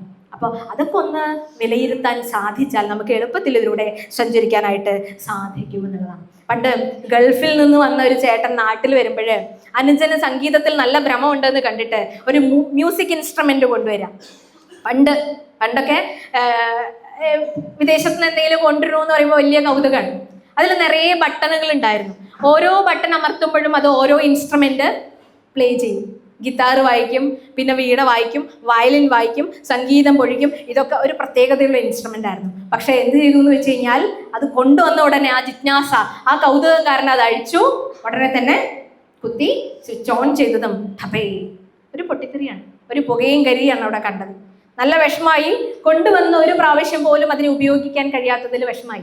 എന്നിട്ട് അദ്ദേഹം കമ്പനിയുടെ അന്ന് ഫോണൊന്നും ഇല്ലാത്ത കാരണം ഒരു അഡ്രസ്സിലേക്ക് കത്തെഴുതി, നിങ്ങൾ കൊണ്ടുവന്ന ഇൻസ്ട്രുമെന്റ് ഒരു പ്രാവശ്യം പോലും ഉപയോഗിക്കാൻ കഴിഞ്ഞില്ല, ഇത് മാറ്റിത്തരണം, ഇത് റീപ്ലേസ് ചെയ്യണം എന്നൊക്കെ പറഞ്ഞൊരു കത്ത് അങ്ങോട്ട് അയച്ചു. ഒരാഴ്ച പിടിച്ചു കമ്പനിയുടെ മറുപടി കത്ത് വരാൻ വേണ്ടിയിട്ട്. അതിൽ എഴുതിയിരിക്കുന്നത് ഇപ്രകാരമായിരുന്നു: ഈ ഇൻസ്ട്രുമെന്റിൽ ഞങ്ങൾക്ക് യാതൊരുവിധ ഉത്തരവാദിത്വവും ഉണ്ടായിരിക്കുന്നതല്ല. കാരണം ഈ ഒരു വളരെ ചെറിയ വോൾട്ടേജിൽ പ്രവർത്തിപ്പിക്കേണ്ട ഒരു സാധനം നിങ്ങൾ ഒരു 220 വോൾട്ടിലൊക്കെയാണ് കൊണ്ട് കത്തിച്ചിരിക്കുന്നത്. അതുകൊണ്ട് അത് പൊട്ടിപ്പോയതിൽ ഖേദിക്കാനില്ല. മാത്രമല്ല ഇതിനൊരു മാർഗദർശി എന്നോണം ഇതിൻ്റെ കൂടെ ഞങ്ങൾ എന്ത് തരും? ഒരു ഹാൻഡ് ബുക്ക്, ഒരു കൈപുസ്തകം. ഏതൊരു ഇലക്ട്രോണിക്സ് ഉപകരണം വാങ്ങിക്കുമ്പോഴും, ഫ്രിഡ്ജ് വാങ്ങിച്ചാലും TV വാങ്ങിച്ചാലും എന്ത് വാങ്ങിച്ചാലും നമ്മുടെ വീട്ടിൽ ഇതിൻ്റെ കൂടെ ഒരു ഹാൻഡ് ബുക്ക് ഉണ്ടാവും. ഈ ഹാൻഡ് ബുക്ക് ഒന്നും വായിച്ച് പഠിച്ചിട്ടൊന്നും അല്ല നമ്മൾ ഇതിനെ പ്രവർത്തിപ്പിക്കുന്നത്, അതാണ് സത്യം. പക്ഷേ അതിൽ കൃത്യമായിട്ട് എഴുതിയിട്ടുണ്ടായിരുന്നു എന്തുകൊണ്ട് നിങ്ങൾ ഇതിനെ പ്രവർത്തിപ്പിക്കുമ്പോൾ അത് വായിച്ചില്ല എന്നായിരുന്നു കമ്പനിയുടെ മറുപടിക്ക്. ഒന്നും പറയാനുണ്ടായിരുന്നില്ല. ഇപ്പൊ ഇത് പറഞ്ഞത് ഇത് വില പിടിച്ച ഒരു ഇൻസ്ട്രുമെന്റിന്റെ കഥയാണ്. പക്ഷേ വിലമതിക്കാനാവാത്ത ഇൻസ്ട്രുമെന്റ് ആണ് നമ്മുടെ മുമ്പിലിരിക്കുന്ന ഓരോ കുട്ടികളും. നമ്മൾ ഓരോരുത്തരും നമ്മുടെ ശരീരത്തിൽ പല സാധനങ്ങളും പോയി കഴിഞ്ഞു കഴിഞ്ഞാൽ അത് റീപ്ലേസ് ചെയ്യാൻ പറ്റില്ല. അപ്പൊ അത് മനസ്സിലാക്കിക്കൊണ്ട് അതിനെക്കുറിച്ച് പഠിക്കാനുണ്ട് ചില പുസ്തകങ്ങൾ, ചില ഹാൻഡ് ബുക്കുകളുണ്ട്. ഈ ഹാൻഡ് ബുക്ക് എന്ന് പറഞ്ഞു കഴിഞ്ഞാൽ ഈ ബുക്കെന്ന് മാത്രം തെറ്റിദ്ധരിച്ചു പോകരുത്. അതാണ് ചുറ്റുപാടുകൾ, നമ്മുടെ മുതിർന്ന ആളുകൾ, അവരെ ബഹുമാനിക്കുന്നതിലൂടെയും ആദരിക്കുന്നതിലൂടെയും അവരുടെ അനുഭവങ്ങൾ പങ്കെടുക്കുന്നതിലൂടെയും ഒക്കെ നമുക്ക് നമ്മളെ അപ്ഡേറ്റ് ചെയ്തുകൊണ്ടിരിക്കാൻ സാധിക്കും. ഇന്ന് അങ്ങനെയൊന്നുമില്ലല്ലോ. ഇന്ന് ഒരു ആതിഥേയ മര്യാദയുണ്ടോ? ഒരു വീട്ടിലേക്ക് ഒരു ഗസ്റ്റ് കയറി വന്നു കഴിഞ്ഞാൽ ഇപ്പം മക്കളുള്ളവർക്ക് അറിയാം, അവർ കാലിൻ്റെ മേലെ കാലും കയറ്റി വെച്ച് ഈ മൊബൈലിൽ നോക്കും. ആരാ വന്നേ എന്ന് പോലും നോക്കാനുള്ള ഒരു സാമാന്യ മര്യാദ, ഒരു അതിഥി മര്യാദയൊന്നും അവർ കാണിച്ചു എന്ന് വരില്ല. ഇതാര് പഠിപ്പിച്ചു കൊടുക്കേണ്ട കാര്യം? നമ്മൾ പഠിപ്പിച്ചു കൊടുക്കേണ്ട കാര്യം. നമ്മൾ ടീച്ചേഴ്സ് അല്ലേ. നമ്മൾ അടുത്ത കുട്ടികളെ പഠിപ്പിച്ച് അവരെ മാർഗദീപമായിട്ടൊക്കെ വളർത്തുന്ന വലിയ വാക്കുകളൊക്കെ പറയുമ്പോൾ നമ്മുടെ കുട്ടികൾ ഇത്തരത്തിൽ മോശമായിട്ടുള്ള സ്വഭാവം കൊണ്ട് നടന്നാൽ ഈ ക്യാരക്ടർ ഡെവലപ്മെന്റ് എന്ന് പറയുന്നത് വളരെ വളരെ പ്രത്യേകതയുള്ളതാണ്. അത് ഇതിലൂടെ നമുക്ക് സാധിക്കാൻ പറ്റണം എന്നുള്ളതാണ്. ഇനി അടുത്ത ഗുരുവിലേക്ക് നമുക്ക് പെട്ടെന്ന് ഓടിച്ച് പറയേണ്ടതുണ്ട്. അഗ്നിയാണ് അടുത്ത ഗുരു. അഗ്നി എങ്ങനെ? അഗ്നിയിൽ നിന്ന് എന്താ പഠിക്കണ്ടേ? കേൾക്കണില്ല? ശുദ്ധിയാക്കാം. അഗ്നി ശുദ്ധിയാക്കണത് അതിൽ കൊണ്ടിട്ട എല്ലാ സാധനങ്ങളെയും ഒരുപോലെ കത്തിക്കും. ഇതെനിക്ക് ഇഷ്ടമല്ല, ഇത് നല്ലതല്ല എന്ന് പറഞ്ഞത് കത്തിക്കാതിരിക്കില്ല. നല്ലതെന്നോ ചീത്തയെന്നോ തന്നിൽ വന്നു ചേർന്ന സാധനങ്ങൾ എന്തോ അതിനെ ദഹിപ്പിക്കുക എന്നുള്ളൊരു ധർമ്മമാണ് തീയിനുള്ളത്. അതുപോലെ നമ്മുടെ മുന്നിൽ വരുന്ന കുട്ടികൾ നല്ലതാണോ ചീത്തയാണോ, അവർ ചീത്തയാവാൻ കാരണം നല്ലതാവാൻ കാരണമൊക്കെ അതിന് പുറകെ ധാരാളം കാരണങ്ങളുണ്ടാവും. ഒരുപക്ഷെ ആ കാരണങ്ങളുടെ പുറകെ പോയിട്ട് അത് പരിഹരിക്കാൻ സാധിക്കുമെങ്കിൽ പരിഹരിക്കുക. അല്ലാത്ത പക്ഷം അവരിലൊരു പാർഷ്യാലിറ്റി കാണാതിരിക്കുക. ചില പഠിക്കുന്ന കുട്ടികളെ മാത്രം, അല്ലെങ്കിൽ ചില സൗന്ദര്യമുള്ള കുട്ടികളെ മാത്രം, അല്ലെങ്കിൽ ക്ലാസ്സിൽ കുറച്ച് മിടുക്കരായിട്ടുള്ള ലീഡർഷിപ്പ് ക്വാളിറ്റി ഉള്ളവരെ മാത്രം ശ്രദ്ധിക്കുക. ഇപ്പം ചിലരൊക്കെ ട്യൂഷന് പോയാലും സ്കൂളിൽ ടീച്ചർ പഠിപ്പിച്ചില്ലെങ്കിലും നല്ലോണം പഠിക്കുന്ന കുട്ടികൾ ധാരാളം ഉണ്ടാവും. നമ്മൾ അവരല്ല യഥാർത്ഥത്തിൽ, അവരോടൊപ്പം തന്നെ മറ്റു കുട്ടികളെ നമ്മളെ ഹെൽപ്പ് ചെയ്ത് മുന്നോട്ട് കൊണ്ടുവരാൻ സാധിച്ചാൽ അവിടെയാണ് ഒരു അധ്യാപകന്റെ വിജയം എന്ന് പറയുന്നത്. നന്നായി മിടുക്കരായി പഠിക്കുന്ന കുട്ടികളെ പഠിപ്പിക്കാൻ നമ്മുടെ സഹായമൊന്നും ഇപ്പോൾ വേണമെന്നൊന്നുമില്ല. ഇപ്പം ജെമിനിയും ChatGPTയും എന്തെല്ലാം സൗകര്യങ്ങൾ മൊബൈലിൽ അവൈലബിൾ ആണ്. അപ്പോൾ അവരതൊക്കെ വെച്ച് പഠിച്ചോളും. അപ്പോൾ പഠിക്കാത്ത കുട്ടികളെ, ബാക്ക് ബെഞ്ചേഴ്സിനെ നമുക്ക് പറയാൻ സാധിക്കില്ല. എൻ്റെ കമ്മ്യൂണിറ്റി ലിവിംഗ് ക്യാമ്പ് ഞാൻ ഓർത്തു പോവുകയാണ്. ഒരു സാറ് ക്ലാസ് എടുക്കുമ്പോൾ കുറേ പേരൊക്കെ അതിൽ അമ്മമാർ തന്നെയായിരുന്നു. അപ്പം സാർ അവരോട് ചോദിച്ചു, നിങ്ങളുടെ മക്കളൊക്കെ വിളിച്ചു കഴിഞ്ഞാൽ അപ്പം തന്നെ ഇങ്ങോട്ട് വരുന്ന മക്കൾ, അമ്മ മകനേന്ന് വിളിച്ചു കഴിഞ്ഞാൽ അല്ലെങ്കിൽ പേര് വിളിച്ചു കഴിഞ്ഞാൽ ഓടി വരുന്ന മക്കൾ എത്ര പേർക്കുണ്ട് ചോദിച്ചു. ഉടനെ തന്നെ എല്ലാവരും കൈമുന്തിച്ചു. ആരുടെ മക്കളും വിളിച്ചാൽ അപ്പം തന്നെ ഓടി വരുമൊന്നുമില്ല. എന്നാലും അമ്മമാർക്ക് അവരെ വിട്ടുകൊടുക്കാൻ താല്പര്യം ഇല്ലാത്തതുകൊണ്ട് അവരുടനെ കൈമുന്തിച്ചു. രണ്ടാമത് അദ്ദേഹം ചോദിച്ചു, ഇപ്പം വിളിച്ച് കുറച്ചു നേരം കഴിഞ്ഞ് വരുന്ന ആൾക്കാർ ആരൊക്കെയാണെന്ന്. അപ്പം 2-3 പേരെ ഉണ്ടായിരുന്നുള്ളൂ. ഇനി വിളിച്ചിട്ടും വിളിച്ച ഭാവം കേട്ട ഭാവം ഇല്ലാതെ തിരിഞ്ഞു നടക്കുന്ന ആൾക്കാർ ആരൊക്കെ, എത്ര കുട്ടികൾ അങ്ങനെ മക്കളായിട്ടുള്ളവരുണ്ടെന്ന് ചോദിച്ചപ്പോൾ ആരും കൈ ഉയർത്തിയില്ല. പക്ഷെ ഭൂരിഭാഗം പേരുടെയും മക്കൾ നമുക്കറിയാവുന്നതല്ലേ അല്ലേ? വിളിച്ചു കഴിഞ്ഞാൽ അവരുടെ ആ ഒരു സമയം ആ കുട്ടികൾക്ക് അത്രയും എനർജി, എന്തൂസിയാസം, പ്രായമൊക്കെ അവർ നമ്മൾ പറഞ്ഞത് കേൾക്കണം എന്നില്ല. പക്ഷെ അദ്ദേഹം പറയുകയാണ്, ഇനി പറയൂ, ഏറ്റവും ഈ ലോകത്തെ ഭരിക്കാൻ ശ്രേഷ്ഠരായിട്ടുള്ളവര് ഈ ബാക്ക് ബെഞ്ചേഴ്സ് എന്ന് നമ്മൾ പറയുന്ന, വിളിച്ചാൽ തിരിഞ്ഞു നോക്കാതെ അവരുടെ താല്പര്യങ്ങളിൽ മാത്രം ശ്രദ്ധിച്ചു പോകുന്നവരായിരിക്കും ഒരു പക്ഷേ ഈ ലോകം കീഴടക്കുക എന്ന് മാഷ് പറഞ്ഞപ്പോൾ ഇനി ഒന്നുകൂടി ആ ചോദ്യം ആവർത്തിക്കാമോ എന്നാണ് ചോദിച്ചത്. ചോദ്യം ആവർത്തിച്ചപ്പോൾ കൈപൊങ്ങിച്ചത് മുഴുവൻ ഈ 3ാമത്തെ ക്വസ്റ്റ്യനായിരുന്നു എന്നുള്ളത്. അപ്പൊ സത്യം അതല്ലേ? അപ്പൊ നമ്മളവർ പറഞ്ഞാൽ കേൾക്കുന്നില്ല, അവർ വളരെ വിക്രസാണ്, അവരിങ്ങനെ സ്കാറ്റേർഡ് ആണ്, നമ്മൾ എന്ത് പറഞ്ഞാലും ഒരു നിഷേധികളാണ് എന്നൊക്കെ പറഞ്ഞ് അവരെ കൈവിടാതെ നമുക്ക് അവർക്ക് വേണ്ടി കുറേ കാര്യങ്ങൾ ചെയ്യാൻ സാധിച്ചാൽ അത് തന്നെയാണ്. പക്ഷെ ഇന്ന് ഈ ആധുനിക ലോകത്ത് നമ്മൾ നോക്കുമ്പോൾ ഇതൊക്കെ പെട്ടെന്ന്, നേരത്തെ ഭൂമിയെ പറഞ്ഞതുപോലെ നമുക്ക് പെട്ടെന്ന് റിസൾട്ട് കിട്ടണം. അതിന് വിപ്ലവം എന്ന് പറയും. പെട്ടെന്നൊരു മാറ്റം, അതുകൊണ്ടല്ലേ വിപ്ലവം എന്ന് പറയുന്നത്. പെട്ടെന്നൊരു മാറ്റം വേണം, ഒരു പരിണാമം അപ്പം തന്നെ വേണം എന്നുള്ളതാണ്. ഈ കുട്ടികൾ ഇങ്ങനെ പതുക്കെ മാറ്റം കൊണ്ടുവരാൻ അക്ഷമരായ നമ്മൾ ഒരു ചെടി വെക്കുന്നതിൽ 3 വർഷം കൊണ്ട് കായ്ക്കുന്ന തെങ്ങ്, 2 വർഷം കൊണ്ട് കായ്ക്കുന്ന മാമ്പഴം, 1 വർഷം കൊണ്ട് കായ് വരുന്ന ചക്ക, പ്ലാവ്, ഇങ്ങനെയൊക്കെ വെച്ച് പിടിപ്പിക്കുന്നത്. അപ്പൊ അതിൻ്റെ ഒരു അടിസ്ഥാനപരമായ ഒരു ഹൈബ്രിഡൈസേഷൻ വളർന്നതിൻ്റെ കാര്യം മാത്രമല്ല, അത് ടെക്നോളജിക്കലി അഡ്വാൻസ്മെന്റ് മാത്രമല്ല, നമ്മുടെ സങ്കുചിതാവസ്ഥ മാത്രമാണ് അതിൽ റിഫ്ലക്റ്റ് ചെയ്യുന്ന മറ്റൊരു ഘടകം എന്ന് പറയുന്നത്. പെട്ടെന്ന് റിസൾട്ട് വേണം. പണ്ടൊക്കെ ഒരു മൂച്ചി നടുമ്പോഴേ, ഒരു പ്ലാവ് നടുമ്പോഴേ നമ്മുടെ മുതുമുത്തശ്ശന്മാർ നമുക്ക് വേണ്ടി, അവർക്കതിലെ പഴം കഴിക്കാൻ പറ്റിയെന്ന് വരില്ല.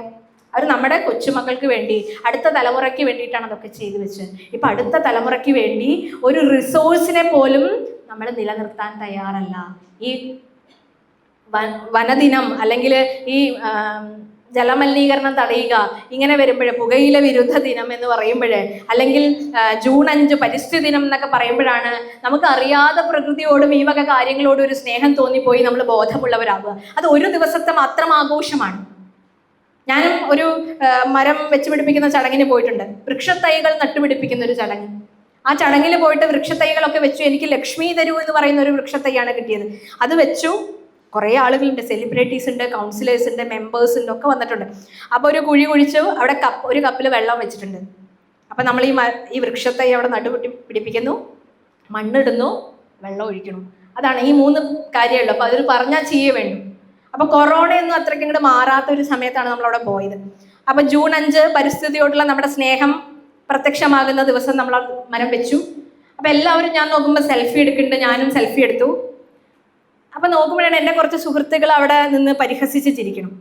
അപ്പോൾ ഒരു വൃക്ഷത്തൈ നട്ടുപിടിപ്പിക്കുന്നതിന് ഇത്രയധികം പരിഹസിക്കേണ്ട ആവശ്യം എന്താണെന്ന് എനിക്ക് മനസ്സിലായില്ല. അപ്പം ഞാൻ അവിടെ പോയിട്ട് അവരോട് ചോദിച്ചപ്പോൾ അവർ പറയണത് വേറെ ഒന്നുമല്ല, നിന്നെ കളിയാക്കിയതൊന്നുമല്ല, 5 വർഷം അവർ ഇതേ കുഴിയിൽ തന്നെയാണ് വെച്ചുകൊണ്ടിരിക്കുന്നത് മരം. 5 വർഷമായി സെയിം കുഴിയിലാണ് അവർ ഈ വൃക്ഷത്തൈ നട്ടുപിടിപ്പിക്കുന്നത്. അത് ആലോചിച്ച് ചിരിച്ചു പോയതാണ്. ലോകത്തിൻ്റെ ഗതി ആലോചിച്ച് ചിരിച്ചു പോയതാണ്. അപ്പോൾ നമ്മൾ വയ്ക്കൽ മാത്രമേ ഉള്ളൂ, പരിപാലനമില്ല. അടുത്ത തലമുറയെക്കുറിച്ച് പാട്ടുപാടലേ ഉള്ളൂ. നമ്മൾക്കുണ്ടല്ലോ മക്കള്. അപ്പം നമ്മൾ അവർക്ക് വേണ്ടി എന്താണ് കരുതുന്നത്?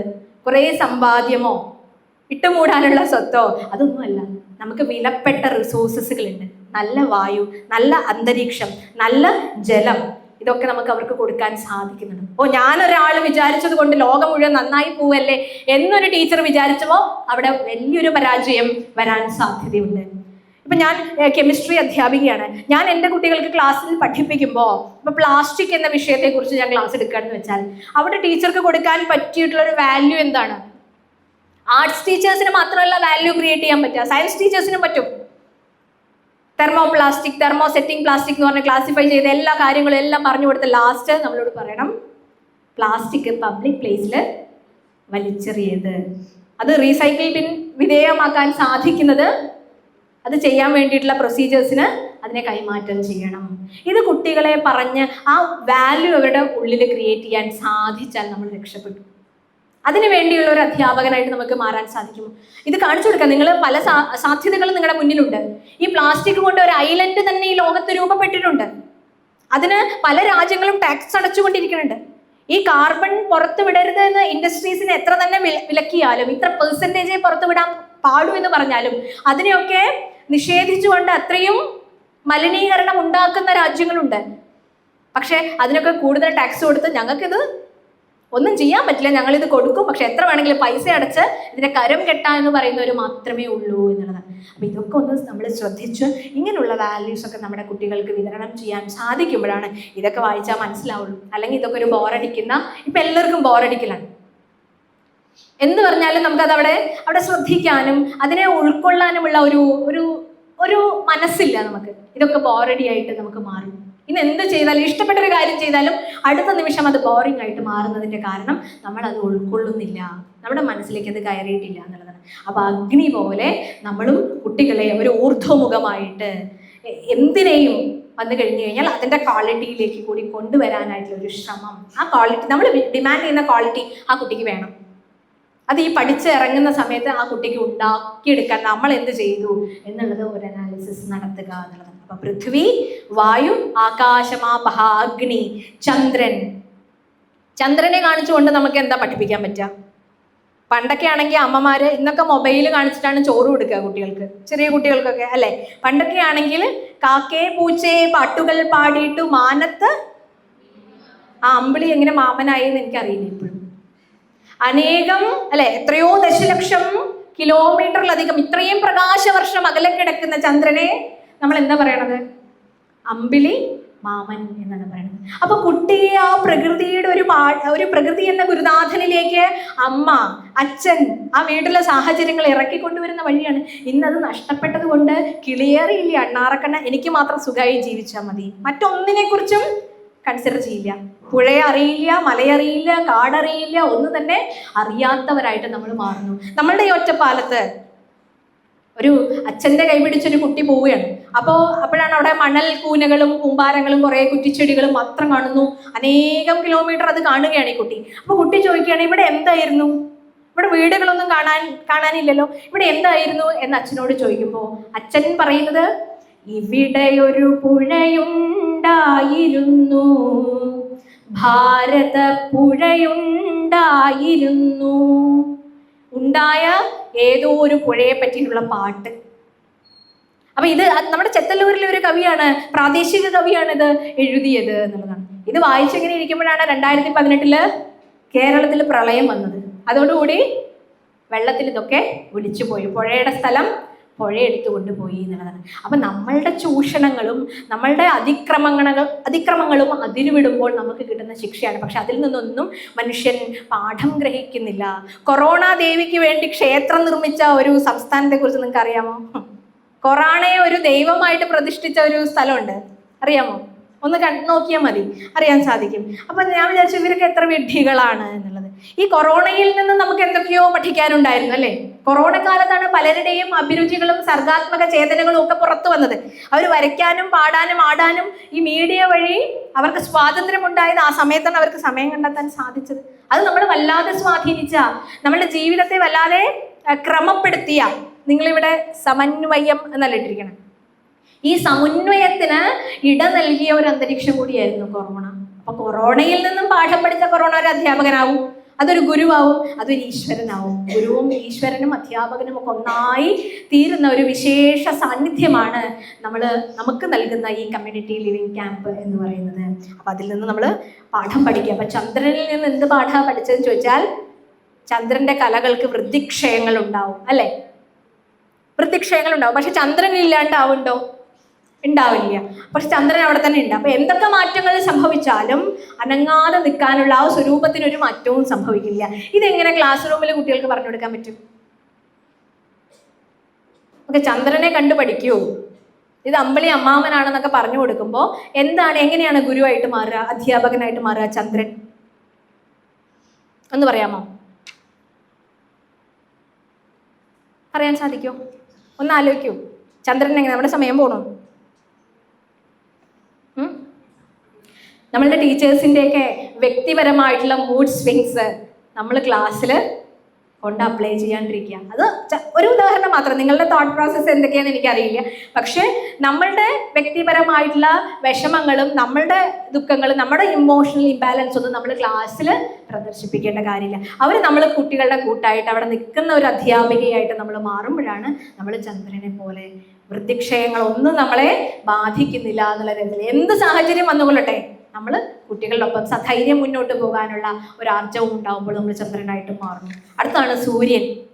സൂര്യനിൽ നിന്ന് എന്ത് പഠിച്ചു എന്ന് ചോദിച്ചു കഴിഞ്ഞാൽ അവിടെയും പഠിക്കാനുണ്ട്. സൂര്യനാണ് എടുക്കലിൻ്റെയും കൊടുക്കലിൻ്റെയും ധർമ്മമുള്ളത്. നമ്മുടെ ബഹുമാനപ്പെട്ട മുഖ്യമന്ത്രി കഴിഞ്ഞ ആഴ്ച രണ്ടു ആഴ്ച മുമ്പ് ഒരു കാര്യം പറഞ്ഞിട്ടുണ്ട്. ടാക്സ് പിരിക്കുന്നതിനെ കുറിച്ച് ഒരു വീഡിയോ ഞാനിതിൽ കണ്ടു. അപ്പോൾ ജനങ്ങൾ അറിയാതെ ജനങ്ങളിൽ നഷ്ടബോധമുണ്ടായി, ഞാൻ ഇത്രയൊക്കെ ടാക്സ് അടയ്ക്കേണ്ടി വന്നു എന്നുള്ള ഒരു ധാരണ അവർക്ക് അറിയാത്ത രീതിയിൽ അവരിൽ നിന്ന് കരം പിരിക്കുവാൻ ശ്രദ്ധാലുക്കളാവണം ആര്? ഈ അഡ്മിനിസ്ട്രേറ്റീവ് രംഗത്തുള്ളവർ. അതുപോലെയാണ് സൂര്യൻ എടുക്കുന്നതിൻ്റെയും കൊടുക്കുന്നതിൻ്റെയും കല. സൂര്യൻ ജലാശയങ്ങളെ മുഴുവൻ നീരാവിയാക്കി, ആ ജലത്തെ നീരാവിയാക്കി കൊണ്ടുപോയി മഴ വിതരണം ചെയ്യണം. മഴ എവിടെയാണ് കൊടുക്കണത്? മഴയില്ലാത്ത സ്ഥലത്ത്. വേണ്ടുന്ന സ്ഥലത്താണ്, ആവശ്യമുള്ളിടത്ത് കൊടുക്കുന്ന ഒരു കല. അപ്പൊ ആവശ്യമുള്ളവർക്ക് അർഹതപ്പെട്ടവരായിരിക്കാൻ നമ്മൾ ഓരോരുത്തരും ശ്രദ്ധിച്ചാൽ നമുക്ക് നല്ലൊരു ടീച്ചേഴ്സായിട്ട് മാറാം, നല്ലൊരു ഗുരുനാഥനായിട്ട് നമുക്ക് മാറാം. പുസ്തകങ്ങളിലെ അറിവുകൾ, നമ്മൾ പഠിച്ച അറിവുകൾ നമുക്ക് ഇത്ര പാണ്ഡിത്യം ഉണ്ട് എന്ന് പറഞ്ഞിട്ട് മറ്റുള്ളവരെ മുമ്പിൽ നമ്മൾ പറയാതെ, അത് കുട്ടികൾക്ക് മനസ്സിലാകുന്ന രീതിയിൽ. അപ്പൊ കുട്ടികളുടെ ലെവലിൽ നമ്മൾ ഇത്രയായിട്ട് നമ്മൾ ക്വാളിഫിക്കേഷൻ ഒക്കെ വലുതായിരിക്കും അല്ലേ? ഇപ്പൊ BSc MSc അല്ലെങ്കിൽ B.Ed M.Ed ഒക്കെ കഴിഞ്ഞിട്ടായിരിക്കും നമ്മളൊരു സ്കൂളിലൊക്കെ ജോയിൻ ചെയ്യാൻ പോണത്.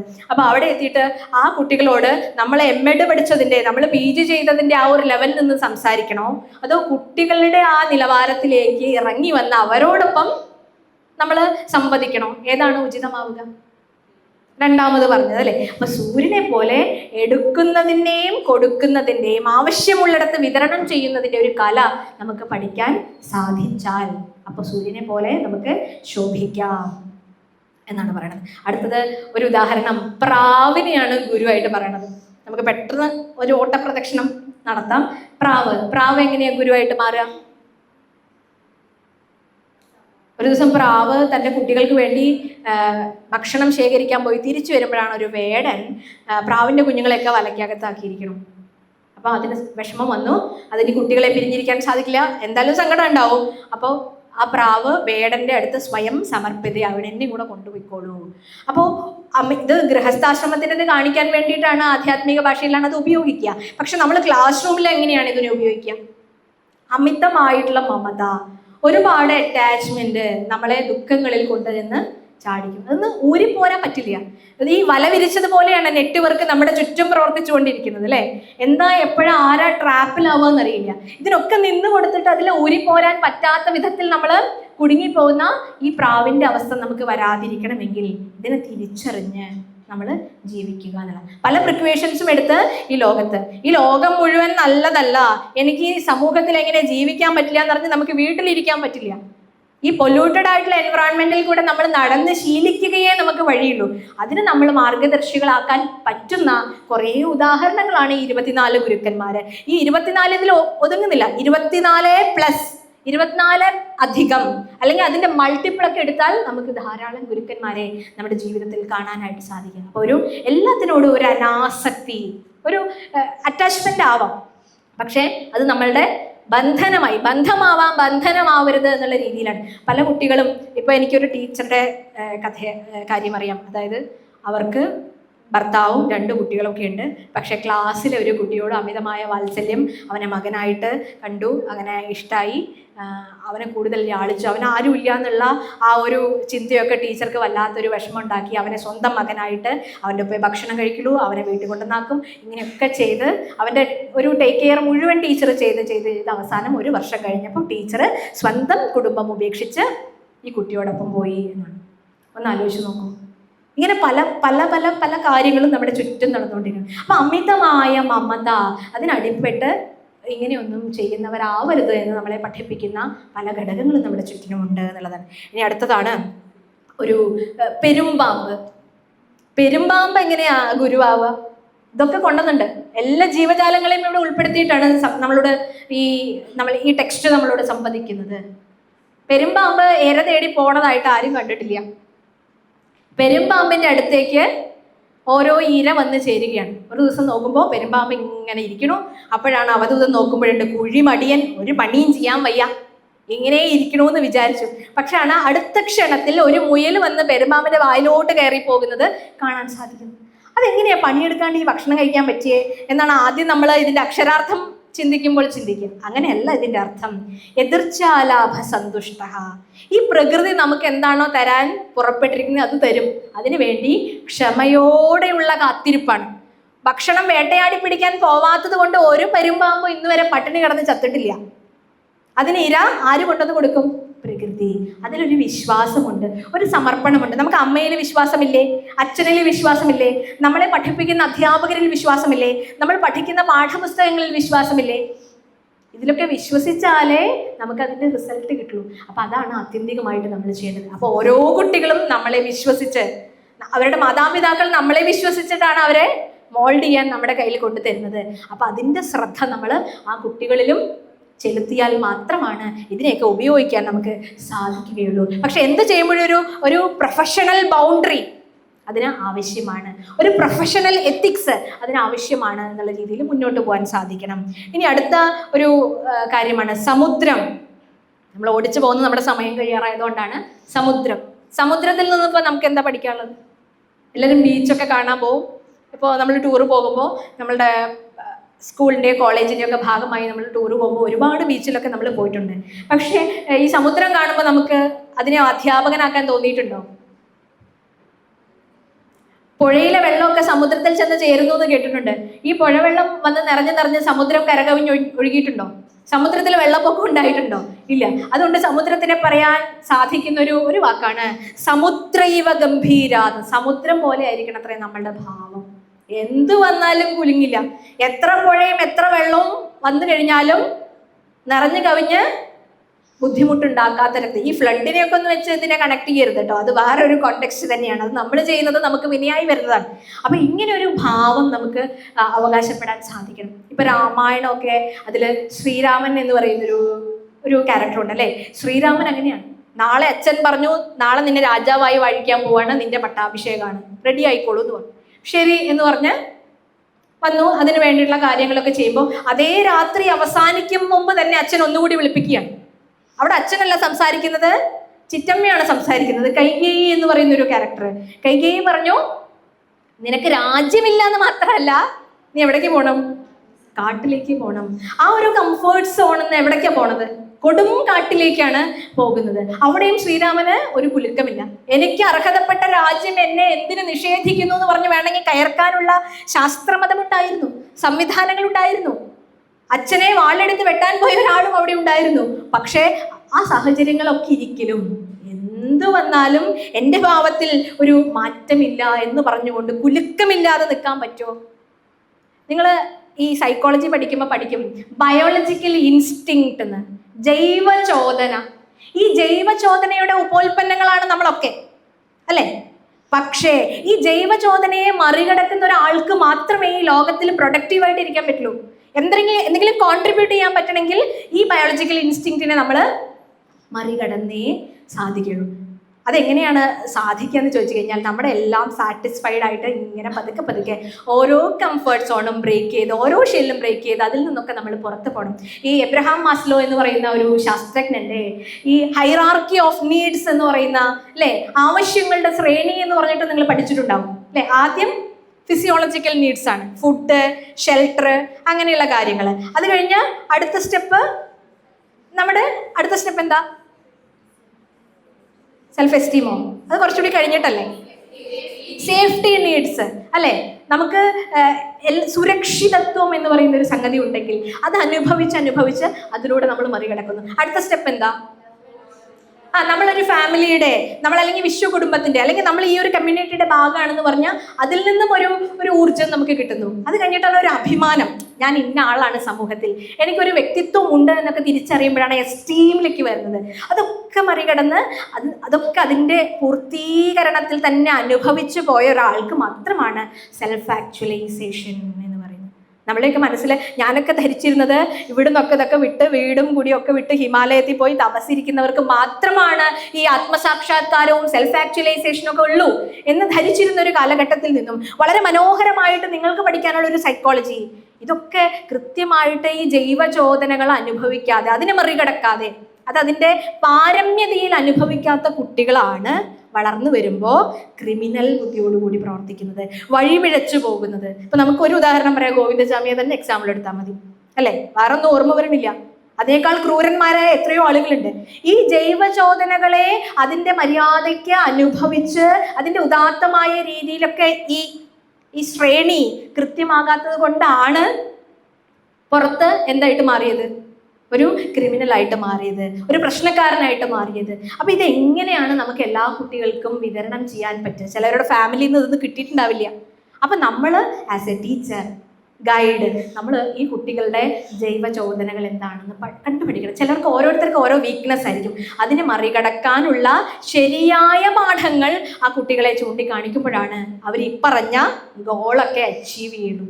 അല്ലെങ്കിൽ ആ കുട്ടികളൊക്കെ നന്നായിട്ട് ആ കുട്ടികൾക്കൊക്കെ ഓരോ വഴി തെളിഞ്ഞു കിട്ടണമായിരുന്നു. പക്ഷേ നമ്മൾ ചൂണ്ടാണി പലയാവാത്ത കാരണം അത് നഷ്ടപ്പെട്ടു പോകുന്ന ഒരു അവസ്ഥ വരരുത് എന്നുള്ളതാണ്. അപ്പം അതൊക്കെയാണ് സമുദ്രത്തിൽ നിന്ന് ഒരു സെൽഫ് കൺട്രോൾ ഉള്ളവരാക്കി മാറ്റുക. എന്തിനും പൊട്ടിത്തെറിക്കാത്ത ഒരാളായിട്ട് അവരെ മാറ്റി മറയ്ക്കുക. അതിനൊക്കെ നമുക്ക് കരുത്തു പകരുന്ന ഗുരുക്കന്മാരാണ് ഇത് എന്ന് പറയുന്നത്. അടുത്തതാണ് പാറ്റ, പതംഗം.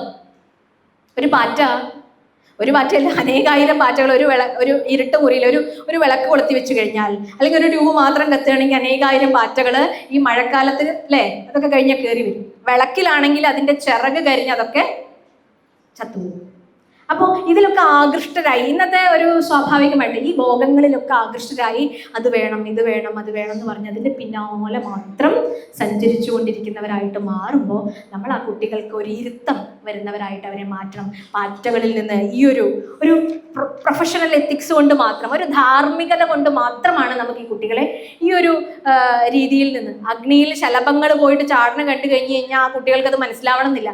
പക്ഷെ നമ്മളത് മനസ്സിലാക്കി ഇത് ഈ വഴി പോയി കഴിഞ്ഞു കഴിഞ്ഞാൽ നീ അപകടപ്പെടും എന്നവരെ ധരിപ്പിച്ചുകൊണ്ടേയിരിക്കാൻ നമുക്ക് സാധിക്കണം. എത്ര ആണെന്നറിയാമോ നമ്മളുടെ ഈ ശ്രദ്ധയില്ലായ്മ കൊണ്ട് വഴി പിഴച്ചു പോകുന്നത് ഇന്നത്തെ ലോകത്ത്.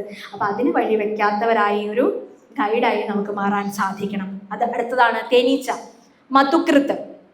തേനീച്ചയുടെ പരിപാടി എന്താ? ഇത് തന്നെ പരിപാടി, സമന്വയമാണ് പരിപാടി.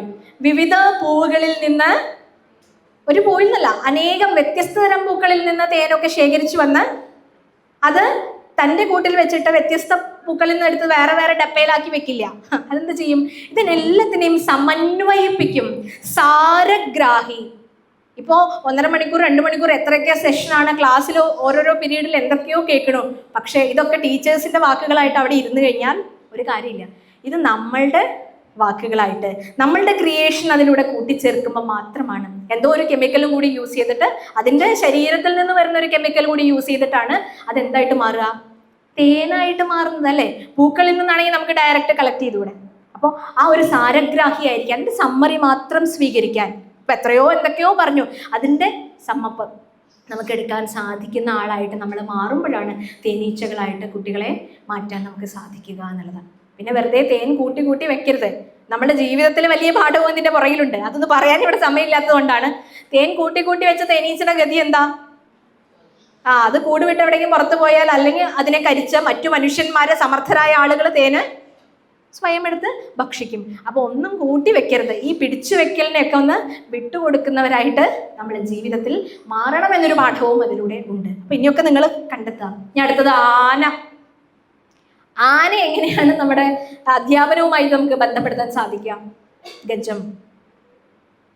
ആനയെ ഒരു ആധ്യാത്മികമായിട്ടൊരു ഉദാഹരണം പറയാനോ ഉപയോഗിക്കുക. സ്പർശനേന്ദ്രിയത്തിൽ മയങ്ങരുത്. ആന, അതായത് പിടിയാനയെ തൊടാനുള്ള ആഗ്രഹം കാരണം അത് അതിൻ്റെ പുറകെ ഓടി കുഴിയിൽ വീണ് അപകടപ്പെടുകയാണ് സാധാരണ ചെയ്യാറ്. ഈ ആനയെ കുഴിയിൽ വീഴ്ത്താൻ ആളുകൾ ചെയ്യണതും പിടിയാനയെ ഉപയോഗിച്ചിട്ടാണ്. അപ്പൊ തൊടാനുള്ള ആഗ്രഹം, സ്പർശന സുഖത്തിൽ ഭ്രമിക്കണം. അപ്പൊ നമ്മുടെ കുട്ടികളെയൊക്കെ വളരെ കൃത്യമായി നമ്മൾ പഠിപ്പിക്കേണ്ട ഒരു കാര്യമാണ് good touch and bad touch. ഇത് നമ്മൾ പഠിപ്പിക്കണം, നമ്മുടെ മക്കളെ പഠിപ്പിക്കണം. നമുക്ക് തന്നെ ഇത് മനസ്സിലാക്കാൻ സാധിക്കും, നമുക്ക് കൃത്യമായിട്ട് ഇതിനെ മനസ്സിലാക്കാൻ സാധിക്കും. പക്ഷേ പലപ്പോഴും നമ്മൾ ആ സാഹചര്യങ്ങളുടെ അടിമകളായിട്ട് മാറുകയാണ്. അതിനെ ജയിക്കാൻ കഴിയുന്നിടത്താണ് നമ്മളുടെ വിദ്യാഭ്യാസം ഉണ്ടാവുന്നത് എന്നുള്ളതാണ്. അപ്പം ആനയിൽ നിന്നും ഒരു സെൽഫ് ഡിസിപ്ലിൻ നമുക്ക് ഉണ്ടാക്കിയെടുക്കാൻ സാധിക്കണം എന്നുള്ളതാണ്. ഇനി അടുത്തത് മാനിൽ നിന്നും പഠിക്കാൻ. മാൻ എങ്ങനെയാണ് നമുക്ക് അധ്യാപകനായി മാറുന്നത്? ഈ അവധൂതൻ നോക്കുമ്പോഴുണ്ട് മാന് ഒരു വലയിൽ കുടുങ്ങിയിരിക്കണു. എങ്ങനെ വലയിൽ കുടുങ്ങിയിരിക്കണം നോക്കിയപ്പോഴാണ് ഈ വേടന്റെ കയ്യിൽ ഒരു ഇൻസ്ട്രുമെന്റ് ഉണ്ട്. അത് പ്ലേ ചെയ്യുമ്പോൾ അതിൻ്റെ ശബ്ദത്തിൽ ഇങ്ങനെ ഭ്രമിച്ച് മാൻ ചെവിയുടെ അടിമയാണെന്നാണ് പറയുക. അതിന് ഈ സംഗീതം കേൾക്കുമ്പോൾ അതിൽ ആകൃഷ്ടരായി പതുക്കെ പതുക്കെ പതുക്കെ വന്ന് ഈ വലയിൽ കുടുങ്ങി. എന്ന് വെച്ചാൽ ഇതിൻ്റെ അർത്ഥം എന്താ? സംഗീതം കേൾക്കരുതെന്നോ, നേരത്തെ പോലെ സ്പർശന സുഖത്തിൽ ഭ്രമിക്കരുതെന്നോ? അക്ഷരാർത്ഥം എടുത്തു പോയി കഴിഞ്ഞാൽ അത് തെറ്റിദ്ധരിപ്പിക്കപ്പെടുന്ന കുറേ കാര്യങ്ങളാണ്. പക്ഷേ ഇതിൻ്റെ ആന്തരിക അർത്ഥം മനസ്സിലാക്കുമ്പോൾ നമ്മുടെ ചുറ്റുമുള്ള ട്രാപ്പുകളെ കുറിച്ച് നമ്മൾ കൃത്യമായിട്ട് കുട്ടികളെ പറഞ്ഞ് മനസ്സിലാക്കുക. എന്ന് വെച്ച് ഒരാളെയും വിശ്വസിക്കരുത്, ഒരാളെയും നീ വിശ്വസിക്കരുതെന്ന് പറഞ്ഞ് പഠിച്ചാൽ ആ കുട്ടിക്ക് അധ്യാപകനെയും അച്ഛനെയും അമ്മയെയും തന്നെ വിശ്വാസമില്ലാത്തൊരു രീതിയിലേക്ക് ആ ബന്ധങ്ങളെ വഷളാക്കി എടുക്കലല്ല നമ്മൾ ചെയ്യുന്നത്. പക്ഷെ എല്ലാത്തിനോടും ഒരു ഡിസ്റ്റൻസ് കീപ്പ് ചെയ്യാനുള്ള ഒരു സാമാന്യ മര്യാദ, ഒരു സെൽഫ് കൺട്രോൾ, സെൽഫ് ഡിഫെൻസ്, ഒരു മെക്കാനിസം ഡെവലപ്പ് ചെയ്ത് കൊടുക്കാനുള്ള ഒരു ശക്തി അവർക്ക് കൊടുക്കുക എന്നുള്ളതാണ്. ഇനി അടുത്തതാണ് മീനിനെ കണ്ടപ്പോൾ എന്താണ് പഠിക്കേണ്ടതെന്ന് മനസ്സിലായി. മീനിനെ കണ്ടാൽ എന്താ പഠിക്കണ്ടേ? കഴിക്കാൻ പഠിക്കാം, അല്ലാതെ എന്താ പഠിക്കണ്ടേ? അതാണ് കുട്ടികൾ ഏറെ ഫോക്കസ്ഡ് ആവുന്ന. മീനിന് ചൂണ്ടയിൽ ഒരല്പം ഭക്ഷണ പദാർത്ഥം അത് ഇട്ടിട്ടാണല്ലോ മീനിനെ ചൂണ്ടയിൽ പിടിക്കുക. അത് കൃത്യമായിട്ട് വന്ന് കൊത്തും. അപ്പം മീനിനെ ആ മുക്കുവൻ പിടിക്കും അല്ലേ? പക്ഷെ അതുപോലെ നമ്മൾ നമ്മുടെ കുട്ടികളെ നമ്മുടെ ക്ലാസ്സിൽ ശ്രദ്ധാലുക്കളാക്കി ഇരുത്തേണ്ട. കുട്ടികൾ ആരും ശ്രദ്ധിക്കില്ല, ബഹളം വെച്ചു, എനിക്ക് ക്ലാസ് എടുക്കാൻ പറ്റണില്ല എന്ന് പറഞ്ഞു കഴിഞ്ഞാൽ അത് ടീച്ചറുടെ മാത്രം കഴിവുകേടാണ്. ഇപ്പം ഇവിടെ ഇരുന്ന് ആരെങ്കിലും ഉറങ്ങുന്നുണ്ടെങ്കിൽ, മിക്കവാറും പേര് ഉറങ്ങുന്നുണ്ടെങ്കിൽ എൻ്റെ കഴിവുകേടായിട്ടത് മാറും എന്നുള്ളതാണ്. അപ്പോൾ ആ ഒരു രീതിയിൽ നമ്മൾ എങ്ങനെയാണ് ഈ ഗുരുക്കന്മാരെയൊക്കെ ചൂണ്ടയിൽ ഇരയിൽ മീന് കൊടുക്കുന്നത് പോലെ നമ്മൾ കറക്റ്റായിട്ട് നമ്മൾ വിചാരിച്ചിട്ടുള്ള ആ ഒരു പോയിന്റ് അവരിലേക്ക് സന്നിവേശിപ്പിക്കാൻ പറ്റുമോ എന്നുള്ളൊരു ചെറിയൊരു പരീക്ഷണം. അതിന് കൺസ്ട്രക്റ്റിവിസ്റ്റ് ക്ലാസ് റൂമാണ് ഏറ്റവും കൂടുതൽ നമുക്ക് ഉപകരിക്കുക. അപ്പം ഞാൻ കെമിസ്ട്രി പഠിപ്പിക്കുമ്പോൾ ഇവിടുന്ന് ക്രിറ്റിസിസം ക്ലാസ്സിന് ഒരു പ്രാവശ്യം വിളിച്ചപ്പോൾ ഇലക്ട്രോപ്ലേറ്റിംഗ് എന്നുള്ളൊരു എലമെന്റ് ആണ്. അത് ടീച്ചേഴ്സ് പറഞ്ഞു ഇലക്ട്രോപ്ലേറ്റിംഗിന് പോയി അപ്പം തന്നെ എഴുതാൻ പാടില്ല, എന്താണ് ഇലക്ട്രോപ്ലേറ്റിംഗ് എന്ന് വിശദീകരിക്കാൻ പാടില്ല. കൺസ്ട്രക്റ്റിവിസം നമ്മളോട് നിർദ്ദേശിക്കുന്നത് എന്താണ്? കുട്ടികൾ തന്നെ അതിനെ ഡിഫൈൻ ചെയ്യട്ടെ, കുട്ടികളിൽ നിന്ന് തന്നെ നിർവചനം തുടങ്ങട്ടെ, കുട്ടികൾ തന്നെ അതിൻ്റെ ശീർഷകം അവിടെ ബോർഡിൽ പൂർത്തീകരിക്കട്ടെ. ഇങ്ങനെയൊക്കെ നിയമങ്ങളിൽ നിന്നുകൊണ്ടാണ് അത് ചെയ്യേണ്ടി വന്നപ്പോൾ എന്ത് ചെയ്യും അവരെ ആകർഷിപ്പിക്കാൻ? അവരിൽ നിന്നും അത് ഇലക്ട്രോപ്ലേറ്റിംഗ് എന്നുള്ളൊരു വാക്ക് അവരിൽ നിന്നും കിട്ടണ്ടേ? അപ്പൊ എന്താ ചെയ്യേണ്ടത്? ഇലക്ട്രോപ്ലേറ്റിംഗ് എന്ന് പറഞ്ഞാൽ അറിയില്ല, ഒരു ലോഹത്തിന്റെ മേൽ മറ്റൊരു ലോഹം പൂശുന്ന ഒരു പ്രക്രിയയാണ്, വൈദ്യുത ലേപനം എന്ന് പറയും. അപ്പൊ ഞാൻ വിചാരിച്ചത് ഇത് കുട്ടികൾക്ക് എങ്ങനെ പറഞ്ഞു കൊടുക്കാന്ന് ആലോചിച്ചപ്പോഴാണ് ഒരു കുട്ടിയോട് ഡിസ്കസ് ചെയ്തപ്പോൾ ഒരു ബസ് സ്റ്റോപ്പിൽ ഒരു സ്ത്രീ ബസ് കാത്ത് നിൽക്കണം. അപ്പോഴാണ് അവരുടെ കഴുത്തിൽ നല്ല മനോഹരമായ ഒരു മാലയുണ്ട്. അപ്പം ഇത് കണ്ട് അടുത്ത ചിത്രത്തിൽ ഒരു കള്ളൻ വന്നത് മോഷ്ടിച്ചു പോകുന്നു. ഈ സ്ത്രീ അടുത്ത ചിത്രത്തിൽ കംപ്ലൈൻറ്റ് കൊടുക്കുന്നു പോലീസ് സ്റ്റേഷൻ. പോലീസുകാരൊക്കെ വന്ന് കള്ളനെ പിടികൂടുന്നു. അപ്പോഴേക്കും കള്ളൻ എവിടെ എത്തിയിട്ടുണ്ട്? ഇതിനെ വിൽക്കാൻ വേണ്ടി ഒരു സ്ഥലത്ത് എത്തിയിട്ടുണ്ട്. അവരതിൻ്റെ മാറ്റുരച്ച് നോക്കിയപ്പോഴാണ് ഈ പോലീസ് കറക്റ്റായിട്ട് കയറി വന്നു. ഇത് മുക്കുവണ്ടാണെന്ന് മനസ്സിലായി. കള്ളനെ പോലീസ് പിടിച്ചു കൊണ്ടുപോകും. ഇതോടുകൂടി അവസാനിച്ചു. അപ്പൊ ഈ കുട്ടികൾ പറയണത് എന്തുകൊണ്ടാണ് ഈ മാല ഉരച്ചു നോക്കിയപ്പോൾ പോലീസ് ഈ കള്ളനെ പിടിച്ചത് എന്നുള്ള ചോദ്യം അവരുടെ മുന്നിലേക്ക് ഇട്ട് കൊടുത്തപ്പോൾ ചിലർ പറഞ്ഞു ഇങ്ങനെയാ പറയണത്, അവർ നാടൻ ഭാഷയിലാ പറയണത്, മുക്കുവണ്ടമായിരുന്നു അത് അല്ലേ. ഈ മുക്കുവണ്ടം എങ്ങനെ ഉണ്ടാവുക? ആ സ്വർണം അതില് പൂശുകയാണ് ചെയ്യുന്നത്, സ്വർണം അതിൽ ലേപനം ചെയ്യുകയാണ് ചെയ്യുന്നത് എന്ന് ആ കുട്ടികൾ പറഞ്ഞു. അതിൽ നിന്നും ഇന്നത്തെ ടോപ്പിക്ക് നമുക്ക് പഠിക്കാം, വൈദ്യുത ലേപനം. ഈ സ്വർണം പൂശണമെങ്കിൽ വെറുതെ സ്വർണം അങ്ങോട്ട് പുരട്ടിയാൽ പറ്റുമോ? പറ്റില്ല. അതിനെന്ത് യൂസ് ചെയ്യണം? ഇലക്ട്രിസിറ്റി എന്ന് പറഞ്ഞു. ഇലക്ട്രിസിറ്റി കൊണ്ട് സ്വർണം ലേപനം ചെയ്യുന്നു, അല്ലെങ്കിൽ മറ്റു മെറ്റൽസിന്റെ പുറത്ത് വേറൊരു മെറ്റൽ ആലേപനം ചെയ്യുന്നു, ഇലക്ട്രോപ്ലേറ്റിംഗ്. അവർ തന്നെ വന്ന് ബോർഡിൽ എഴുതി. അപ്പൊ അവരിൽ നിന്നും ഈ നിർവചനങ്ങളെ നമുക്ക് സ്വീകരിക്കാൻ സാധിക്കുന്ന ഒരു രീതിയിൽ നമ്മൾ ഫോക്കസ്ഡ് ആയിരുന്ന, നമ്മൾ മീനായി എന്ന് പറയാം, അധ്യാപകൻ ആയിട്ട് മാറി. അടുത്തതാണ് ഒരു കുരരം, ഒരു ഞാറപ്പക്ഷി എന്നൊക്കെ പറയും. ആ പക്ഷിയുടെ കൊക്കില് ഒരു മാംസകഷ്ണം വെച്ച് അത് പറന്നു പോവുകയായിരുന്നു. പിന്നീട് നോക്കിയപ്പോഴാണ് പുറകില് പരുന്തും കഴുകനും ഒക്കെ പറന്ന് വരുന്നുണ്ട്. അപ്പോൾ ആ പക്ഷി വിചാരിച്ചു, ഞാനൊരു തെറ്റും ചെയ്തിട്ടില്ലല്ലോ, ഞാൻ ഇവരോട് തല്ലുകൂടാൻ പോയിട്ടില്ലല്ലോ, പിന്നെ എന്തിനാണ് ഇവർ എന്നെ പുറകെ പറന്നിങ്ങനെ നടക്കുന്നത് എന്നിങ്ങനെ ആലോചിച്ചിട്ട് ആ പക്ഷിക്ക് സങ്കടമായി. കുറച്ച് കഴിഞ്ഞപ്പോൾ ഇത് ആലോചിച്ച് സങ്കടപ്പെട്ട് പക്ഷിയുടെ കൊക്കിൽ നിന്നും ആ മാംസകഷ്ണം താഴെ പോയി. അപ്പോഴാണ് ഈ പക്ഷികൾ പുറകെ വന്നിരുന്നുള്ള പരുന്തും കഴുകനൊക്കെ ഞാറപ്പക്ഷിയെ വിട്ടിട്ട് ഈ മാംസകഷ്ണത്തിനൊപ്പം പോയി. അപ്പൊ ആ പക്ഷിക്ക് മനസ്സിലായി ഇവരെന്നെയല്ല വേട്ടയാടിയത്, എൻ്റെ കൊക്കിലിരുന്ന മാംസകഷ്ണത്തെയാണ്. അപ്പൊ നമ്മള് വേണ്ടാത്ത കാര്യങ്ങൾ, അപ്പൊ മാംസകഷ്ണവും കൊണ്ട് ഒരു പക്ഷി പോകാൻ പാടില്ല എന്നുള്ളതല്ലല്ലോ. അവിടെ നമ്മൾ മനസ്സിലാക്കേണ്ടത് നമ്മൾ എന്തൊക്കെയോ പിടിച്ചു വെച്ചിരിക്കുകയാണ്, നമ്മൾ വിട്ടുകൊടുക്കുന്നില്ല. നമ്മൾ സങ്കുചിതമായിട്ടുള്ള സ്വാർത്ഥതയുടെ പിടിവലയിലാണ്. ഒരാൾക്ക് ഒന്ന് കൊടുക്കുക, നമ്മുടെ അറിവ് വേറൊരാൾക്ക് വിതരണം ചെയ്യൂ. കൊടുക്കും തോറും ഏറിയിടും വിദ്യ തന്നെ മഹാധനം എന്നാണ് പറയുക. മറ്റൊന്നും വേണ്ട, മറ്റൊന്നും നമ്മൾ കൊടുത്തില്ലെങ്കിലും ഈ വിദ്യ കൊടുത്തു കഴിഞ്ഞാൽ അവന് അത് രക്ഷപ്പെടാനുള്ളൊരു തോണിയായിട്ട് മാറും ഈ സമുദ്രമധ്യത്തിൽ എന്നാണ് പറയണത്. ഒന്ന് ആലോചിച്ച് നോക്കൂ. അപ്പോൾ ആ ഒരു രീതിയിലൊക്കെ ഇതിനെ നമുക്ക് കണക്ട് ചെയ്യാൻ സാധിച്ചാൽ അത് തന്നെ ഏറ്റവും വലിയൊരു കാര്യം. പിടിച്ചു വെക്കേണ്ട വികേന്ദ്രീകരിക്കപ്പെട്ട സ്നേഹമാകട്ടെ. ഒരിക്കൽ ശ്രീരാമകൃഷ്ണ പരമഹംസർ പറഞ്ഞൊരു കഥയോടുകൂടി ഇനി ഒരു 3 ഗുരുക്കന്മാരും കൂടി നമുക്ക് അവസാനിപ്പിക്കാം. അപ്പോൾ ഒരു 2 കൂട്ടുകാരികളുടെ ഒരു സമ്മേളനമാണ് കാണുന്നത്. ഒരു ആതിഥേയായ കൂട്ടുകാരി ധനികയും അതിഥിയായി വരുന്ന കൂട്ടുകാരി അല്പം ദരിദ്രയുമായിരുന്നു. അപ്പോൾ ഇവർ രണ്ടുപേരും കൂടി കണ്ടുമുട്ടാന്ന് വിചാരിച്ചു. അപ്പോൾ ധനികരുടെ വീട്ടിലേക്കാണ് ഈ കുട്ടി വന്നത്. എത്രയോ കാലം പഠിച്ചതിന് ശേഷമാണ് വന്ന് കണ്ടുമുട്ടണത്. അപ്പം നല്ല സ്നേഹത്തോടു കൂടി സ്വീകരിച്ചു. ഭക്ഷണം കഴിക്കുമ്പോൾ സ്വർണ്ണ സ്പൂണിലാണ് കഴിച്ചത്. പായസവും കൊടുത്തു, ഭക്ഷണം പദാർത്ഥങ്ങൾ പലതും കൊടുത്തു, സ്വർണ്ണ സ്പൂണൊക്കെ വെച്ചു. അപ്പോൾ ഇതൊക്കെ കണ്ടപ്പോൾ ഈ ദരിദ്രയായിട്ടുള്ള ഈ കൂട്ടുകാരിക്ക് മതി മറന്നു. ഇതൊക്കെ. അപ്പോൾ എന്തോ എടുക്കാൻ വേണ്ടി അടുക്കളയിലേക്ക് ഈ ആതിഥേയ ഉള്ളിലേക്ക് പോയപ്പോൾ നമ്മുടെ അതിഥിയായ ദരിദ്രയായ കൂട്ടുകാരി എന്ത് ചെയ്തു എന്നറിയോ? 2 ഈ സ്വർണ്ണ സ്പൂൺ എടുത്തിട്ട് ഈ കൈത്തണ്ടയിൽ ഒളിപ്പിച്ചു വെച്ചു. അപ്പൊ ഇത് കണ്ടുകൊണ്ട് ആര് വന്നു?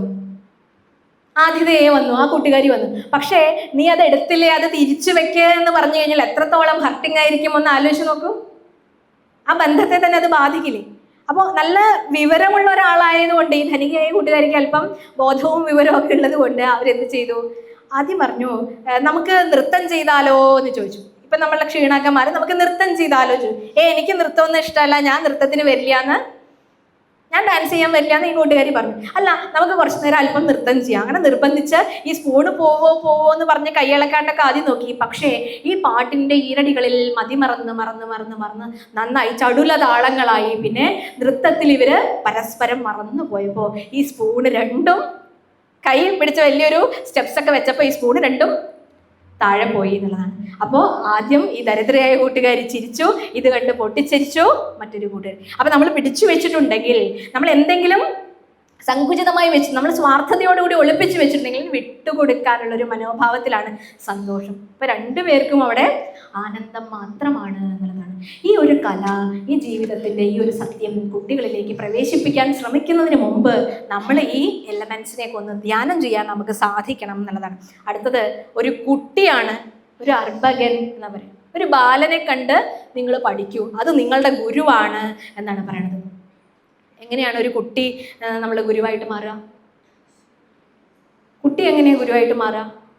ഇന്നത്തെ സാഹചര്യത്തിൽ എത്രത്തോളം ഇത് പോസിബിൾ ആണെന്ന് അറിയില്ല. നേരത്തെ ഒരു സാഹചര്യത്തിൽ നമുക്ക് പറയാം, കുട്ടി എന്ന് പറഞ്ഞാൽ നിഷ്കളങ്കതയുടെ പ്രതീകമാണ് അല്ലേ?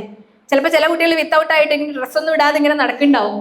അവനൊരു മാനാപമാനങ്ങളൊന്നും ഇല്ല, അവൻ ഇങ്ങനെ പോകുന്നുണ്ടാവും. അവൻ എപ്പോഴും സന്തോഷം മാത്രമാണ്, എപ്പോഴും ആനന്ദം മാത്രമാണ്. അവൻ കളിക്കാൻ പോവും, ചിരിക്കുന്നു, പാട്ട് പാടുന്നു, ഇതൊക്കെയാണ് അവൻ്റെ. പക്ഷെ ഇന്നത്തെ കുട്ടികൾക്കാണ് ഏറ്റവും ടെൻഷൻ.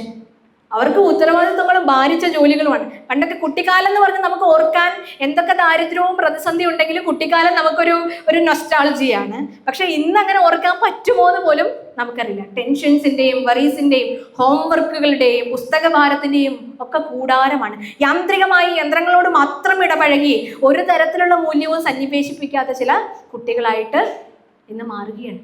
ഒരു ചെന്നൈയിലുള്ള ഒരു ടീച്ചർ വീട്ടിൽ വന്നപ്പോൾ അവർ പറഞ്ഞു, ഇന്നത്തെ കുട്ടികൾ നമ്മൾ പറഞ്ഞാൽ അനുസരിക്കാത്തവരായിട്ട് കാണുന്നതിൻ്റെ കാരണം ഇതായിരിക്കാം എന്ന് പറഞ്ഞ് അവർ പറഞ്ഞതെന്ന് വെച്ചാൽ, അവരുടെയൊക്കെ മാതാപിതാക്കൾ, അതായത് നമ്മളിരിക്കുന്ന ഈ കുറേ ആളുകൾ ഒരു കമ്പ്യൂട്ടർ യുഗത്തിലേക്ക് വന്നപ്പോൾ, നമ്മൾ കമ്പ്യൂട്ടർ സയൻസ് ഒരു സബ്ജക്റ്റായിട്ട് സ്കൂളിലൊക്കെ പഠിച്ചു തുടങ്ങിയിട്ടുള്ള ഒരു കാലഘട്ടം മുതൽ നമ്മൾ ഇതിൻ്റെ പുറകെയായിരുന്നു അല്ലേ? അപ്പോൾ നമ്മളിൽ നിന്ന് ഉണ്ടായിട്ടുള്ള നമ്മുടെ അടുത്ത തലമുറ ഇങ്ങനെ വിക്രസായിട്ടും ഇങ്ങനെ സ്കാറ്റേർഡ് ആയിട്ടും കാണുന്നത്, ഇത്രയും കുറുമ്പന്മാരായിട്ട് നമുക്ക് നിയന്ത്രിക്കാൻ പറ്റാത്തതായിട്ട് മാറുന്നത് നമ്മളൊരു വാല്യൂസും കൊടുത്തിട്ടില്ല. നമ്മൾ യന്ത്രത്തിനോട് മാത്രമാണ് അവരെ ചേർത്ത് വെച്ചിട്ടുള്ളത് എന്നുള്ളതാണ്. അപ്പം അതിൻ്റെയൊക്കെ കോൺസിക്വൻസസ് ആണ് നമ്മൾ അനുഭവിക്കുന്നത്. പക്ഷെ എന്ത് ചെയ്യാം, പല കാര്യങ്ങളും റിവേഴ്സിബിൾ അല്ല. അപ്പം ഈ കുട്ടിയിൽ നിന്ന് നമ്മൾ പഠിക്കാനുള്ള പാഠം നിഷ്കളങ്കരായിരിക്കുക എന്നുള്ളതാണ്. ഉള്ളിൽ എന്തെങ്കിലും അസൂയ, കുനിഷ്ട്, കുശുമ്പ് ഇങ്ങനത്തെ കാര്യങ്ങളൊന്നും നമ്മൾ വെക്കാതിരിക്കുക. അങ്ങനത്തെ പല ആളുകളെയും, ടോളറൻസ് ഇല്ലാത്ത പല ആളുകളെയും, ഇപ്പോൾ എനിക്ക് തന്നെ അറിയാം 2 കൂട്ടുകാരികളുടെ കാര്യം. ഒരുത്തിക്ക് ജോലി കിട്ടി, 2 പേരും ഒരുമിച്ച് ബാങ്ക് കോച്ചിങ് ചെയ്തതാണ്. ഒരാൾക്ക് ജോലി കിട്ടി, അപ്പോൾ അവളുടെ മാരേജ് ഫംഗ്ഷൻ വന്നപ്പോൾ ഇവൾക്ക് പോകാൻ തോന്നിയില്ല. എന്തേ കാരണം? ഇൻടോളറൻസ്. അത് സഹിക്കാനുള്ള സഹിഷ്ണുത അവൾക്കില്ല. അസൂയ ഒരു ഭാഗത്തുണ്ട്, പക്ഷെ അത് സഹിക്കാനുള്ള ആ ഒരു ക്ഷമ, എനിക്ക് നാളെ കിട്ടും, അവളുടെ ആ സന്തോഷത്തിൽ ഞാനും പങ്കാളിയാവണം എന്നുള്ള ആ ഒരു രീതിയിൽ നമ്മൾ ചിന്തിച്ചു വരുന്നില്ല. അപ്പം അതിൻ്റെ ഒരു പ്രതീകമാണ് കുട്ടി എന്ന് പറയുന്നത്. ഇനി അടുത്തത് പിംഗല എന്ന് പറയുന്ന ഒരു സ്ത്രീ. ഇത് വെറും സ്ത്രീയല്ല, ഒരു വേശ്യാസ്ത്രീയാണ്. വേശ്യാസ്ത്രീ എങ്ങനെയാണ് ഈ അധ്യാപകനാവുക, ആചാര്യനാവുക എന്നൊക്കെ ചോദിച്ചു കഴിഞ്ഞാൽ ഒരു അത്ഭുതമാണ്. വിദർഭ എന്ന് പറയുന്ന രാജ്യത്ത് രാത്രി മണവാളനെയും കാത്ത് വേഷഭൂഷാദികളെയൊക്കെ ഇട്ട് നിൽക്കുന്ന ഒരു സ്ത്രീയാണ് ഈ പിംഗല എന്ന് പറയുന്നത്. പക്ഷേ ഒരു ദിവസം അവൾ കാത്തിരുന്ന് ആരും വന്നില്ല. അപ്പോൾ അവളുടെ മനസ്സിൽ ഒരു ചിന്തയുണ്ടായി. ആ ദുഃഖം, ആ നൈരാശ്യം കാരണം, എന്തെങ്കിലും ദുഃഖം വരുമ്പോഴാണ് നമുക്ക് പലപ്പോഴും ഒരു ചിന്ത നമുക്ക് പുറകോട്ട് പോവുക. അവർ ചിന്തിച്ചു, ഇനി എനിക്ക് ഇങ്ങനെയുള്ള കാര്യങ്ങളൊന്നും വേണ്ട. അല്പസുഖത്തിൽ ഭ്രമിച്ച് ഞാൻ ബ്രഹ്മാനന്ദത്തെ നഷ്ടപ്പെടുത്തി, പരമാനന്ദത്തെ നഷ്ടപ്പെടുത്തി. അതുകൊണ്ട് എനിക്കിത് വേണ്ടാന്ന് പറഞ്ഞ് അവരുടെ ഇത്തരത്തിലുള്ള ചേഷ്ടകളൊക്കെ ഉപേക്ഷിച്ച് അവർ മാർഗദർശിയായിട്ട് മാറി. നമ്മളെ സംബന്ധിച്ചിടത്തോളം ഒരു കള്ളത്തരം ചെയ്ത് ഒരു മോശമായ പ്രവൃത്തി ചെയ്ത് തിരിച്ചു വന്നു കഴിഞ്ഞാൽ നമ്മൾ ആരും ആക്സെപ്റ്റ് ചെയ്യില്ല. കുട്ടിയാണെങ്കിലും ശരി, അവരൊരു പ്രാവശ്യം തെറ്റ് ചെയ്ത് കഴിഞ്ഞാൽ അവൻ തിരുത്താമെന്ന് നമ്മളോട് പറഞ്ഞു കഴിഞ്ഞാൽ അവനെ വിശ്വസിക്കുവാനുള്ള ആ ഒരു മാനസികാവസ്ഥ നമ്മൾ ഉണ്ടാക്കുക. അല്ലെങ്കിൽ അവൻ ഒരിക്കലും തിരുത്താത്ത കള്ളൻ തന്നെയായിട്ട് തുടരും എന്നുള്ളതാണ്. പലപ്പോഴും പലരുടെയും നിരാശ അവരുടെ ഗുരുവായിട്ട് മാറിയിട്ടുണ്ട്. അപ്പൊ ഇതാണ് പിങ്കള പഠിപ്പിക്കുന്ന ഒരു പാഠം. ഇനി കുമാരി, ഒരു പെൺകുട്ടി, പണ്ടത്തെ ഒരു കഥ. അവളെ വിവാഹം കഴിക്കാനായിട്ട് 2-3 പേര് വീട്ടിൽ കാണാനായിട്ട് വന്നപ്പോൾ അവൾ അപ്പുറത്ത് പോയിട്ട് വീടിൻ്റെ പുറകുവശത്ത് പോയിട്ട് ഒരലും ഒലക്കയൊക്കെ വെച്ചിട്ട് നെല്ല് കുത്തുന്ന ഒരു ശബ്ദം കേൾക്കാനിടയായി. എങ്ങനെ നെല്ല് കുത്തുന്ന ശബ്ദം കേട്ടത്? വീടിൻ്റെ മുന്നിലിരിക്കുന്ന അതിഥികൾക്ക് അത് കേൾക്കാൻ പറ്റും. കാരണം എന്താ? അവളുടെ വളകൾ പരസ്പരം കിലുങ്ങുന്നുണ്ടായിരുന്നു എന്നാണ് കവി. ഇതൊരു ഭാവനാത്മകമായിട്ടുള്ള ചിന്തയായിരിക്കാം, പക്ഷെ ഇതിൽ നിന്നുള്ള പാഠം. അപ്പൊ അവൾ എന്ത് ചെയ്തു? ഒരു വളയൂരി മാറ്റി. പിന്നെയും നെല്ല് കുത്തുമ്പോൾ വളകൾ പരസ്പരം കൂട്ടിയിടിച്ചു. മുമ്പിലിരിക്കുന്നവർ എന്ത് വിചാരിക്കുക? ഞാൻ ഇപ്പോഴാണല്ലോ ഭക്ഷണം ഉണ്ടാക്കാൻ പോണെന്ന് വിചാരിക്കില്ലേ എന്ന് വിചാരിച്ചു വീണ്ടും ഒരു വള അഴിച്ചു മാറ്റി. ഇനി ഒറ്റ വളം മാത്രമേ ഉള്ളൂ. വീണ്ടും നെല്ല് കുത്താൻ തുടങ്ങിയപ്പോൾ ശബ്ദമേ ഇല്ല, ശാന്തം.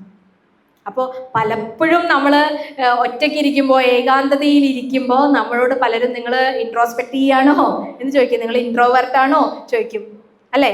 ഏകാന്തതയിൽ ഇരിക്കുമ്പോൾ 2 കാര്യം ശ്രദ്ധിക്കാറുണ്ട്. ഒന്നുമില്ലെങ്കിൽ നമ്മൾ ഈ പ്രകൃതിയെ നിരീക്ഷിക്കുകയാവാം, ശ്രദ്ധിക്കുകയാവാം, പാഠങ്ങൾ ഗ്രഹിക്കുകയാവാം, ഒരു സെൽഫ് അനാലിസിസിന് വിധേയമാവുകയായിരിക്കാം. മറുപുറത്ത് നമുക്ക് ആരോട് കൂട്ടുകൂടാൻ താല്പര്യമില്ലാണ്ട് നമ്മൾ ഒരു മൊക്കിൽ പോയി ഇരിക്കുന്നതും ആവും. ഇത് രണ്ടും ശ്രദ്ധിക്കണം. ഇതിൽ ആദ്യം പറഞ്ഞ ഘടകത്തെയാണ് നമ്മൾ പ്രോത്സാഹിപ്പിക്കാൻ ഉദ്ദേശിക്കുന്നുള്ളൂ. അപ്പൊ കുമാരിയിൽ നിന്ന് പഠിക്കണം. ഒരു ലെസൺ പ്ലാൻ എഴുതുന്ന സമയത്ത്, നമ്മൾ കുട്ടികളെ പഠിപ്പിക്കുന്ന സമയത്ത് ഫോക്കസ്ഡ് ആയിരിക്കണം. അതിൽ വേറെ ബഹളങ്ങളൊന്നും ഉണ്ടാവരുത് എന്നുള്ളതാണ്. ഇനി അടുത്തത് അവസാനത്തെ ഒരു ഭാഗത്തേക്ക് പ്രവേശിക്കുമ്പോഴാണ് ശരകൃത്ത്. അതായത് ഈ അമ്പ് ഉണ്ടാക്കുന്ന ആള്, അതായത് ആരോ മേക്കർ എന്ന് പറയുന്നു. അദ്ദേഹം ഈ അമ്പ് ഉണ്ടാക്കുന്ന സമയത്ത് ഘോഷയാത്രകൾ കടന്നുപോയി ഇത്രേ. അദ്ദേഹം അറിഞ്ഞതേ ഇല്ല. ഇപ്പോൾ എൻ്റെ അമ്മയൊക്കെ പറയും നമ്മൾ ഒരു കാര്യം ചെയ്തുകൊണ്ടിരിക്കും, പഠിക്കുന്ന കുട്ടികളാണെന്നുണ്ടെങ്കിൽ വെടി പൊട്ടി അറിയാൻ പാടില്ല. നമ്മൾ വെടി പൊട്ടിയ ആ ശബ്ദം കേൾക്കാതിരിക്കുമോ? ഇല്ലല്ലോ. ഇതെന്താ ഇങ്ങനെ പറയണതില്ല. ആ ശ്രദ്ധയെ കൊണ്ടുവരാൻ നമ്മളൊരു കാര്യത്തിൽ ഏകാഗ്രതയോടുകൂടി ചെയ്തുകൊണ്ടിരിക്കുമ്പോൾ അതിൽ പൂർണ്ണമായിട്ടും ശ്രദ്ധിക്കാൻ വേണ്ടി നമ്മളോട് പറയുന്നതാണ് ഈ ഒരു കാര്യം. അല്ലാതെ ചുറ്റുപാടെ അറിയാതെ നമ്മൾ ശ്രദ്ധിച്ചിരുന്നു കഴിഞ്ഞാൽ വേറെ ആപത്തെന്തെങ്കിലും വന്നിട്ടുണ്ടെങ്കിൽ അത് നമ്മളെ മോശമായി ബാധിക്കും. ഇതൊക്കെ ക്ലാസ് റൂമിൽ നമ്മൾ അപ്ലൈ ചെയ്യുമ്പോൾ ശ്രദ്ധിക്കണം. ഇനി അടുത്തത് സർപ്പം. പാമ്പിൽ നിന്ന് ഇപ്പം എന്താ പഠിക്കാനുള്ളത്? എന്താ പാമ്പിൽ നിന്ന് പഠിക്കാനുള്ളത്? പാമ്പ് ഒരിക്കലും വീടുണ്ടാക്കില്ല. അതാണ് നമ്മൾ നോക്കിയപ്പോൾ കണ്ടത്. എലിയുടെ മാളത്തിലൊക്കെ പോയിട്ടാണ് താമസിക്കണേ. അപ്പൊ നമ്മൾ വീട് വെക്കാൻ പാടില്ല, അങ്ങനെയാണോ? ഉള്ള അർത്ഥമാണോ ഉപയോഗിക്കുന്നത്? അല്ല. എങ്ങനെയാണ് സർപ്പത്തിനെ നമുക്കൊരു അധ്യാപകനായിട്ട് മാറ്റാൻ പറ്റുക? ഏകദേശം എല്ലാവർക്കും ബോറടിച്ചു എന്ന് തോന്നുന്നു. നമ്മൾ എവിടെയും പൊരുത്തപ്പെടണം എന്നുള്ളതാണ്. ചില ടീച്ചേഴ്സൊക്കെ ഇപ്പോൾ ടീച്ചിങ് പ്രാക്ടീസിന് പോയാലും പല സ്ഥലങ്ങളിൽ പോയി കഴിഞ്ഞാൽ അയ്യേ ഇവിടെ വൃത്തിയില്ല, ഇവിടെ എന്താ ഇങ്ങനെ, ഈ സ്കൂളിൽ ഇത്രയും സൗകര്യം കുറവാണല്ലോ, ഇവിടെ ബാത്റൂം ക്ലീൻ അല്ല, അങ്ങനെയല്ല ഇങ്ങനെയല്ല എന്ന് പറഞ്ഞ് എപ്പോഴും സാഹചര്യങ്ങളെ പഴിച്ചുകൊണ്ടേയിരിക്കും. നമുക്കുള്ള ടീച്ചിങ് ലേണിംഗ് എയ്ഡ്സ് കൊണ്ട് നമ്മൾ കുട്ടികളെ പഠിപ്പിക്കാൻ അങ്ങോട്ട് ഇറങ്ങണം എന്നുള്ളതാണ്. പ്രകൃതിയുടെ മടിത്തട്ടിലേക്ക് നമ്മൾ ഇറങ്ങണം എന്നുള്ളത്. ഇനി ക്ലാസ് റൂം വൃത്തിയില്ലെങ്കിൽ നിങ്ങൾക്ക് ഏതെങ്കിലും മരത്തിന്റെ ചോട്ടിൽ പോയിട്ട് ഇരുന്ന് പഠിപ്പിക്കാനാണ് താല്പര്യമെങ്കിൽ ആ താല്പര്യത്തിലേക്ക് നിങ്ങളെ കൊണ്ടുവരാനാണ് ഈ കൺസ്ട്രക്റ്റിവിസം എന്ന് പറയുന്നത്. ആ ഒരു രീതിയിൽ നമ്മൾ ചിന്തിക്കുമ്പോഴാണ് സർപ്പം, അത് കൂട് കെട്ടിയ ഒരു സ്ഥലത്ത് ഞാൻ ഇവിടെ ഇരിക്കുള്ളൂ, എനിക്ക് ഇത്രയും സൗകര്യങ്ങൾ ഉണ്ടെങ്കിൽ മാത്രമേ ഞാൻ സാറ്റിസ്ഫൈ ആവുള്ളൂ എന്ന് ഒരിക്കലും പറയാറില്ല. അതാണ് പാമ്പ്. ഇനി ചിലന്തിയും നമ്മുടെ ഗുരുവാണ്. പൂർണ്ണനാഭി. ചിലന്തി നൂല് കെട്ടണം നമുക്കറിയാം, അല്ലേ?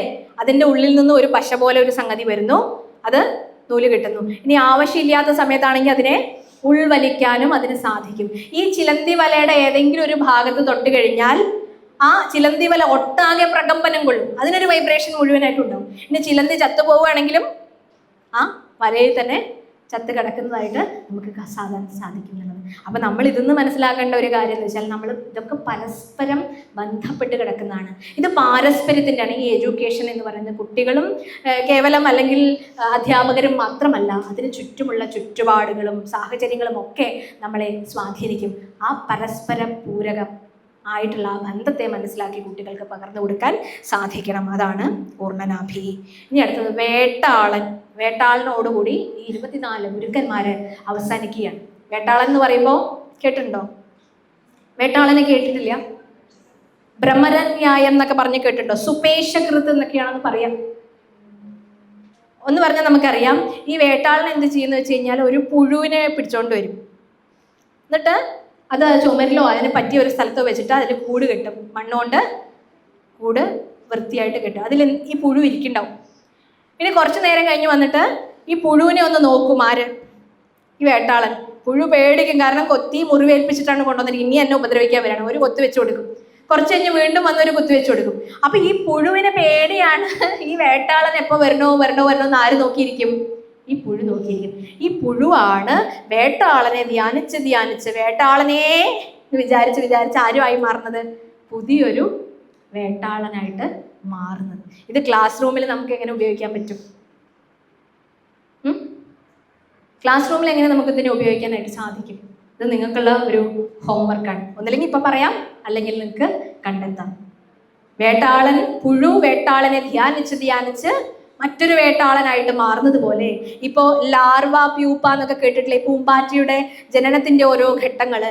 അതിൽ പ്യൂപ്പയൊക്കെ ആവുന്ന സമയത്ത് ഒരു കവി ഭാവനാത്മകമായി പറഞ്ഞതാണ്. അത് ശരിയുമാണെന്ന് തോന്നിയിട്ടുണ്ട്, ബയോളജിക്കലി അത് ശരിയുമാണെന്ന് തോന്നിയിട്ടുണ്ട്. ആ പ്യൂപ്പ ധ്യാനിക്കുകയാണ്, എനിക്ക് ചിറക് വരുന്നു. അത് സ്വപ്നം കാണുകയാണ്, എനിക്ക് പറക്കാൻ സാധിക്കുന്നു, ഞാൻ പൂവിൽ നിന്ന് പൂവിലേക്ക് ഇതാ പറന്നുപോയി തേൻ കുടിക്കുന്നു, ആനന്ദിക്കുന്നു എന്നൊക്കെ. ആ സ്വപ്നമാണ് അതിനെ യാഥാർത്ഥ്യമാക്കുന്നത്. അപ്പം നിങ്ങളുടെ മുന്നിലുള്ള കുട്ടികളെ നിങ്ങൾ സ്വപ്നം കാണാൻ പഠിപ്പിക്കുക. പുസ്തകത്തിനപ്പുറത്തേക്ക് ഞാൻ വരുമ്പോൾ എനിക്ക് ചിന്തിക്കുന്ന വിഷയം, വീടുകളിൽ ആരുടെ വീടുകളിലും കോഴികളൊന്നും അങ്ങനെ വളർത്തണില്ല. വളരെ നാട്ടുപുറത്തെ ഏതൊക്കെയോ വീടുകളിലാണ് കോഴികളെ വളർത്തുന്നത്. അപ്പോൾ അമ്മയും കുഞ്ഞും തമ്മിലുള്ള ആ സമരസത കണ്ടപ്പോൾ തന്നെ വല്ലാത്ത ഒരു വിഷയം നമുക്ക് ചിന്തിക്കാൻ കിട്ടുന്ന ഒരു സംഗതിയാണ്. അതായത് കോഴിക്കുട്ടികൾ പരുന്ത് വരുന്നുണ്ടോ, കാക്ക വരുന്നുണ്ടോ, പട്ടി വരുന്നുണ്ടോ എന്നൊക്കെ പറഞ്ഞ് ചിറകിന് അടിയിൽ അമ്മ അതിനെ ഒളിപ്പിച്ച് നിർത്തും. ചില കുട്ടികൾ അമ്മയുടെ തലയിലായിരിക്കും, ചിലപ്പോൾ തോളിലായിരിക്കും, ചിറകിലായിരിക്കും. മനോഹരമായ ഒരു കാഴ്ചയാണ്. പക്ഷെ ഈ കാഴ്ച അധികം നാൾ നീണ്ടു നിൽക്കില്ല. ഇതിനത്ര ആയുസ്സൊന്നുമില്ല. കുട്ടിക്കാലത്തൊക്കെ വലിയൊരു സംശയം ഇതായിരുന്നു. ഈ കോഴി എന്ത് ചെയ്തു? കുറച്ച് കഴിഞ്ഞപ്പോൾ ഈ കുട്ടികളൊക്കെ കൊത്തി ഓടിച്ച് വിടുകയാണ് ചെയ്യുന്നത്. ഇത്രയും നന്നായി സ്നേഹിച്ച ഈ കോഴി അല്പസമയം കഴിഞ്ഞപ്പോഴേക്കും എൻ്റെ സ്വഭാവം ഇങ്ങനെ മാറിയതിൽ കോഴിയോട് നമുക്ക് അമർഷം തോന്നിയിരുന്ന കാലഘട്ടം ഉണ്ടാവും. നിരീക്ഷിച്ചവർക്ക് അങ്ങനെ ഒരു സംശയം ഉണ്ടാവും. അപ്പോൾ നമ്മുടെ സംശയമൊക്കെ അന്ന് മുത്തശ്ശിയോടൊക്കെയാണ് ചോദിക്കാം. അപ്പോൾ മുത്തശ്ശി പറയും, ഇതും സ്നേഹത്തിൻ്റെ മറ്റൊരു ഭാവം തന്നെയാണ്. കാരണം ഈ കോഴി ഈ കുട്ടികൾക്കൊക്കെ വേണ്ടി എപ്പോഴും ഇര തേടി ഇതിനെ കൊണ്ടുവന്ന് കൊടുത്തെങ്കിൽ ഇതിന് വീണ്ടും മുട്ടയിടും, അടുത്ത കുട്ടികളുണ്ടാവും, അതിന് പട്ടിണിക്കിടാതിരിക്കാൻ ഇത് അധ്വാനിക്കേണ്ടി വരും, അടുത്ത മുട്ടയിടും, പിന്നെയും കുട്ടികളുണ്ടാവും, ഒടുവിൽ കോഴിയുടെ പ്രാണൻ എടുത്തിട്ടേ ഇവരൊക്കെ പോകുള്ളൂ. അപ്പം സ്വന്തം കാലിൽ നിൽക്കാൻ വേണ്ടി നമ്മൾ ആത്മനിർഭർ ഭാരത് എന്നൊക്കെ പറഞ്ഞ പോലെ നീ ഒരു സ്വാശ്രയത്വം നേടുക എന്നുള്ളത്. അതാണ് കൺസ്ട്രക്റ്റിവിസം പറയുന്നത്. നിങ്ങൾ സ്വന്തമായിട്ട് ഈ പ്രൊജക്റ്റ് ചെയ്തിട്ടും അസൈൻമെൻ്റ് ഒക്കെ നിങ്ങൾ കോപ്പി അടിച്ച് കൊണ്ടുവരാതിരിക്കുക. ChatGPT നിന്നും ജെമിനി നിന്നൊക്കെ അതൊക്കെ ഒരു അസിസ്റ്റൻ്റ് മാത്രമാണ്. ഇതൊക്കെ അങ്ങനെ പകർത്തി വെക്കാതിരിക്കുക. നിങ്ങൾ എന്ത് ചെയ്യുക? നിങ്ങളുടെ ചിന്തയിൽ, നിങ്ങളുടെ തോട്ടിൽ, നിങ്ങളുടെ നിരീക്ഷണത്തിൽ എന്തൊക്കെയാണ് വരുന്നത് അതിനെ പാഠങ്ങളാകാം. കോഴിയും കുഞ്ഞും തന്നെ സ്നേഹത്തിൻ്റെയും അതിലുപരി ത്യാഗത്തിൻ്റെയും ഘടകങ്ങളാണ്. സ്നേഹവും ത്യാഗവും ഒക്കെ ഒരേപോലെയാണ്. അപ്പം നിങ്ങൾ നിങ്ങളുടെ കുട്ടികളോട് പറയണം, റോസ് കോപ്പർമാൻ പറഞ്ഞതുപോലെ holding on and letting go. Holding on എന്ന് പറഞ്ഞാൽ പിടിച്ചു വയ്ക്കുക എന്ന് പറഞ്ഞാൽ നിർബന്ധിച്ചല്ല, സംരക്ഷിക്കുക എന്നർത്ഥം. കോഴി കുഞ്ഞുങ്ങളെ അപകടങ്ങളിൽ നിന്ന് സംരക്ഷിച്ചതുപോലെ, അമ്മ നമ്മളെ സംരക്ഷിച്ചതുപോലെ. ലെറ്റിംഗ് ഗോ, വിട്ടുകൊടുക്കേണ്ട സമയം വന്നാൽ വിട്ടുകൊടുക്കുക. ഈ കല നമ്മുടെ ചുറ്റുപാടുകളിൽ നിന്നും ഒരു കോഴിയിൽ നിന്ന് വരെ നമ്മൾ പഠിക്കുന്നു. നമ്മൾ കോഴിയെ തിന്നാനാണ് പഠിക്കുന്നത്. കോഴിയിൽ നിന്ന് ഈ ഘടകങ്ങളാണ് നമ്മുടെ അധ്യാപന കലയിലേക്ക് ആഡ് ചെയ്യേണ്ടത്. നമ്മൾ ആ ഒരു രീതിയിൽ പ്രപഞ്ചത്തിനെയും ചുറ്റുപാടിനെയും നോക്കിക്കാണട്ടെ. അപ്പോൾ വിട്ടുകൊടുക്കേണ്ട സമയത്ത് വിട്ടുകൊടുക്കുകയും പിടിച്ചു വെക്കേണ്ട സമയത്ത് പിടിച്ചു വെക്കാനും നമുക്ക് സാധിക്കണം, സംരക്ഷിക്കാനും സാധിക്കണം. എൻ്റെ ഒരു ടീച്ചറെ ഞാനിപ്പോഴും ഓർക്കുകയാണ്. അതായത് അവർ ഈ ഫിസിക്സും കെമിസ്ട്രി പീരീഡൊക്കെ പഠിപ്പിക്കും. എക്സ്ട്രാ അവർക്ക് തീരാത്തതൊക്കെ ഈ മോറൽ പീരീഡ് ഉണ്ടാവില്ലേ, ആ പീരീഡ് വന്ന് ഒരു ക്ലാസ് എടുക്കും, ഫിസിക്സ് കെമിസ്ട്രി. എന്നിട്ട് നമുക്ക് ഗ്രൗണ്ടിലേക്ക് നമ്മളെ കളിക്കാൻ വിടുന്ന ഡ്രില്ലിൻ്റെ PT പീരീഡ് ആണെങ്കിൽ, ഫിസിക്കൽ ട്രെയിനിങ്ങിൻ്റെ പീരീഡ് ആണെങ്കിൽ, ഫിസിക്കൽ എഡ്യൂക്കേഷൻ്റെ പീരീഡ് ആണെങ്കിൽ അവർ ഗ്രൗണ്ടിലേക്ക് വിടില്ല, അവരൊന്ന് പഠിക്കുന്നു പറയും. അപ്പം അങ്ങനെ പറയുമ്പോൾ അവിടെ എന്താണ്, ലെറ്റിംഗ് ഗോ, വിട്ടുകൊടുക്കണില്ല, അവിടെ പിടിച്ചു വെക്കുകയാണ്. ഇത് പഠിച്ചിട്ട് നീ കളിക്കാൻ പോയാൽ മതി. അങ്ങനെ ചില പണിഷ്മെന്റ്സ് ഒക്കെ നമ്മൾ കുട്ടികൾക്ക് കൊടുക്കാറുണ്ടെങ്കിലും അവരുടെ മനസ്സുകൂടി ഒന്ന് ചിന്തിക്കൂ. അവര് ഭാവിയിൽ നമ്മളെ വെറുക്കുന്നവരായിട്ട്, ടീച്ചേഴ്സിനെ തന്നെ വെറുക്കുന്നവരായിട്ട് അവര് മാറിപ്പോവരുത്. ഇതൊക്കെ നമ്മളുടെ കയ്യിലുള്ള കലയാണ് ഒരു കുട്ടികളെ നന്നാക്കുന്നതും നശിപ്പിക്കുന്നതും ഒക്കെ. അപ്പോൾ ഈ അധ്യാപന കല നിങ്ങൾക്ക് ഈ സമന്വയത്തിലൂടെ നിങ്ങളുടെ അറിവുകളൊക്കെ സമന്വയിപ്പിച്ച് വെച്ച് അതിലെ സാരത്തെ കുട്ടികളുടെ മുമ്പിൽ വിതരണം ചെയ്ത് അവരെയൊക്കെ പ്രബുദ്ധരാക്കി മാറ്റാൻ സാധിക്കട്ടെ നിങ്ങളുടെ കമ്മ്യൂണിറ്റി ലിവിങ് ക്യാമ്പിലൂടെ. അതുമാത്രം ആശംസിച്ചുകൊണ്ട് എൻ്റെ ടീച്ചേഴ്സിനും ഇവിടെ ഇരിക്കുന്ന അധ്യാപക വിദ്യാർത്ഥിനികൾക്കും ഒക്കെ എൻ്റെ സന്തോഷവും സ്നേഹവും അറിയിക്കുന്നു. നമസ്കാരം.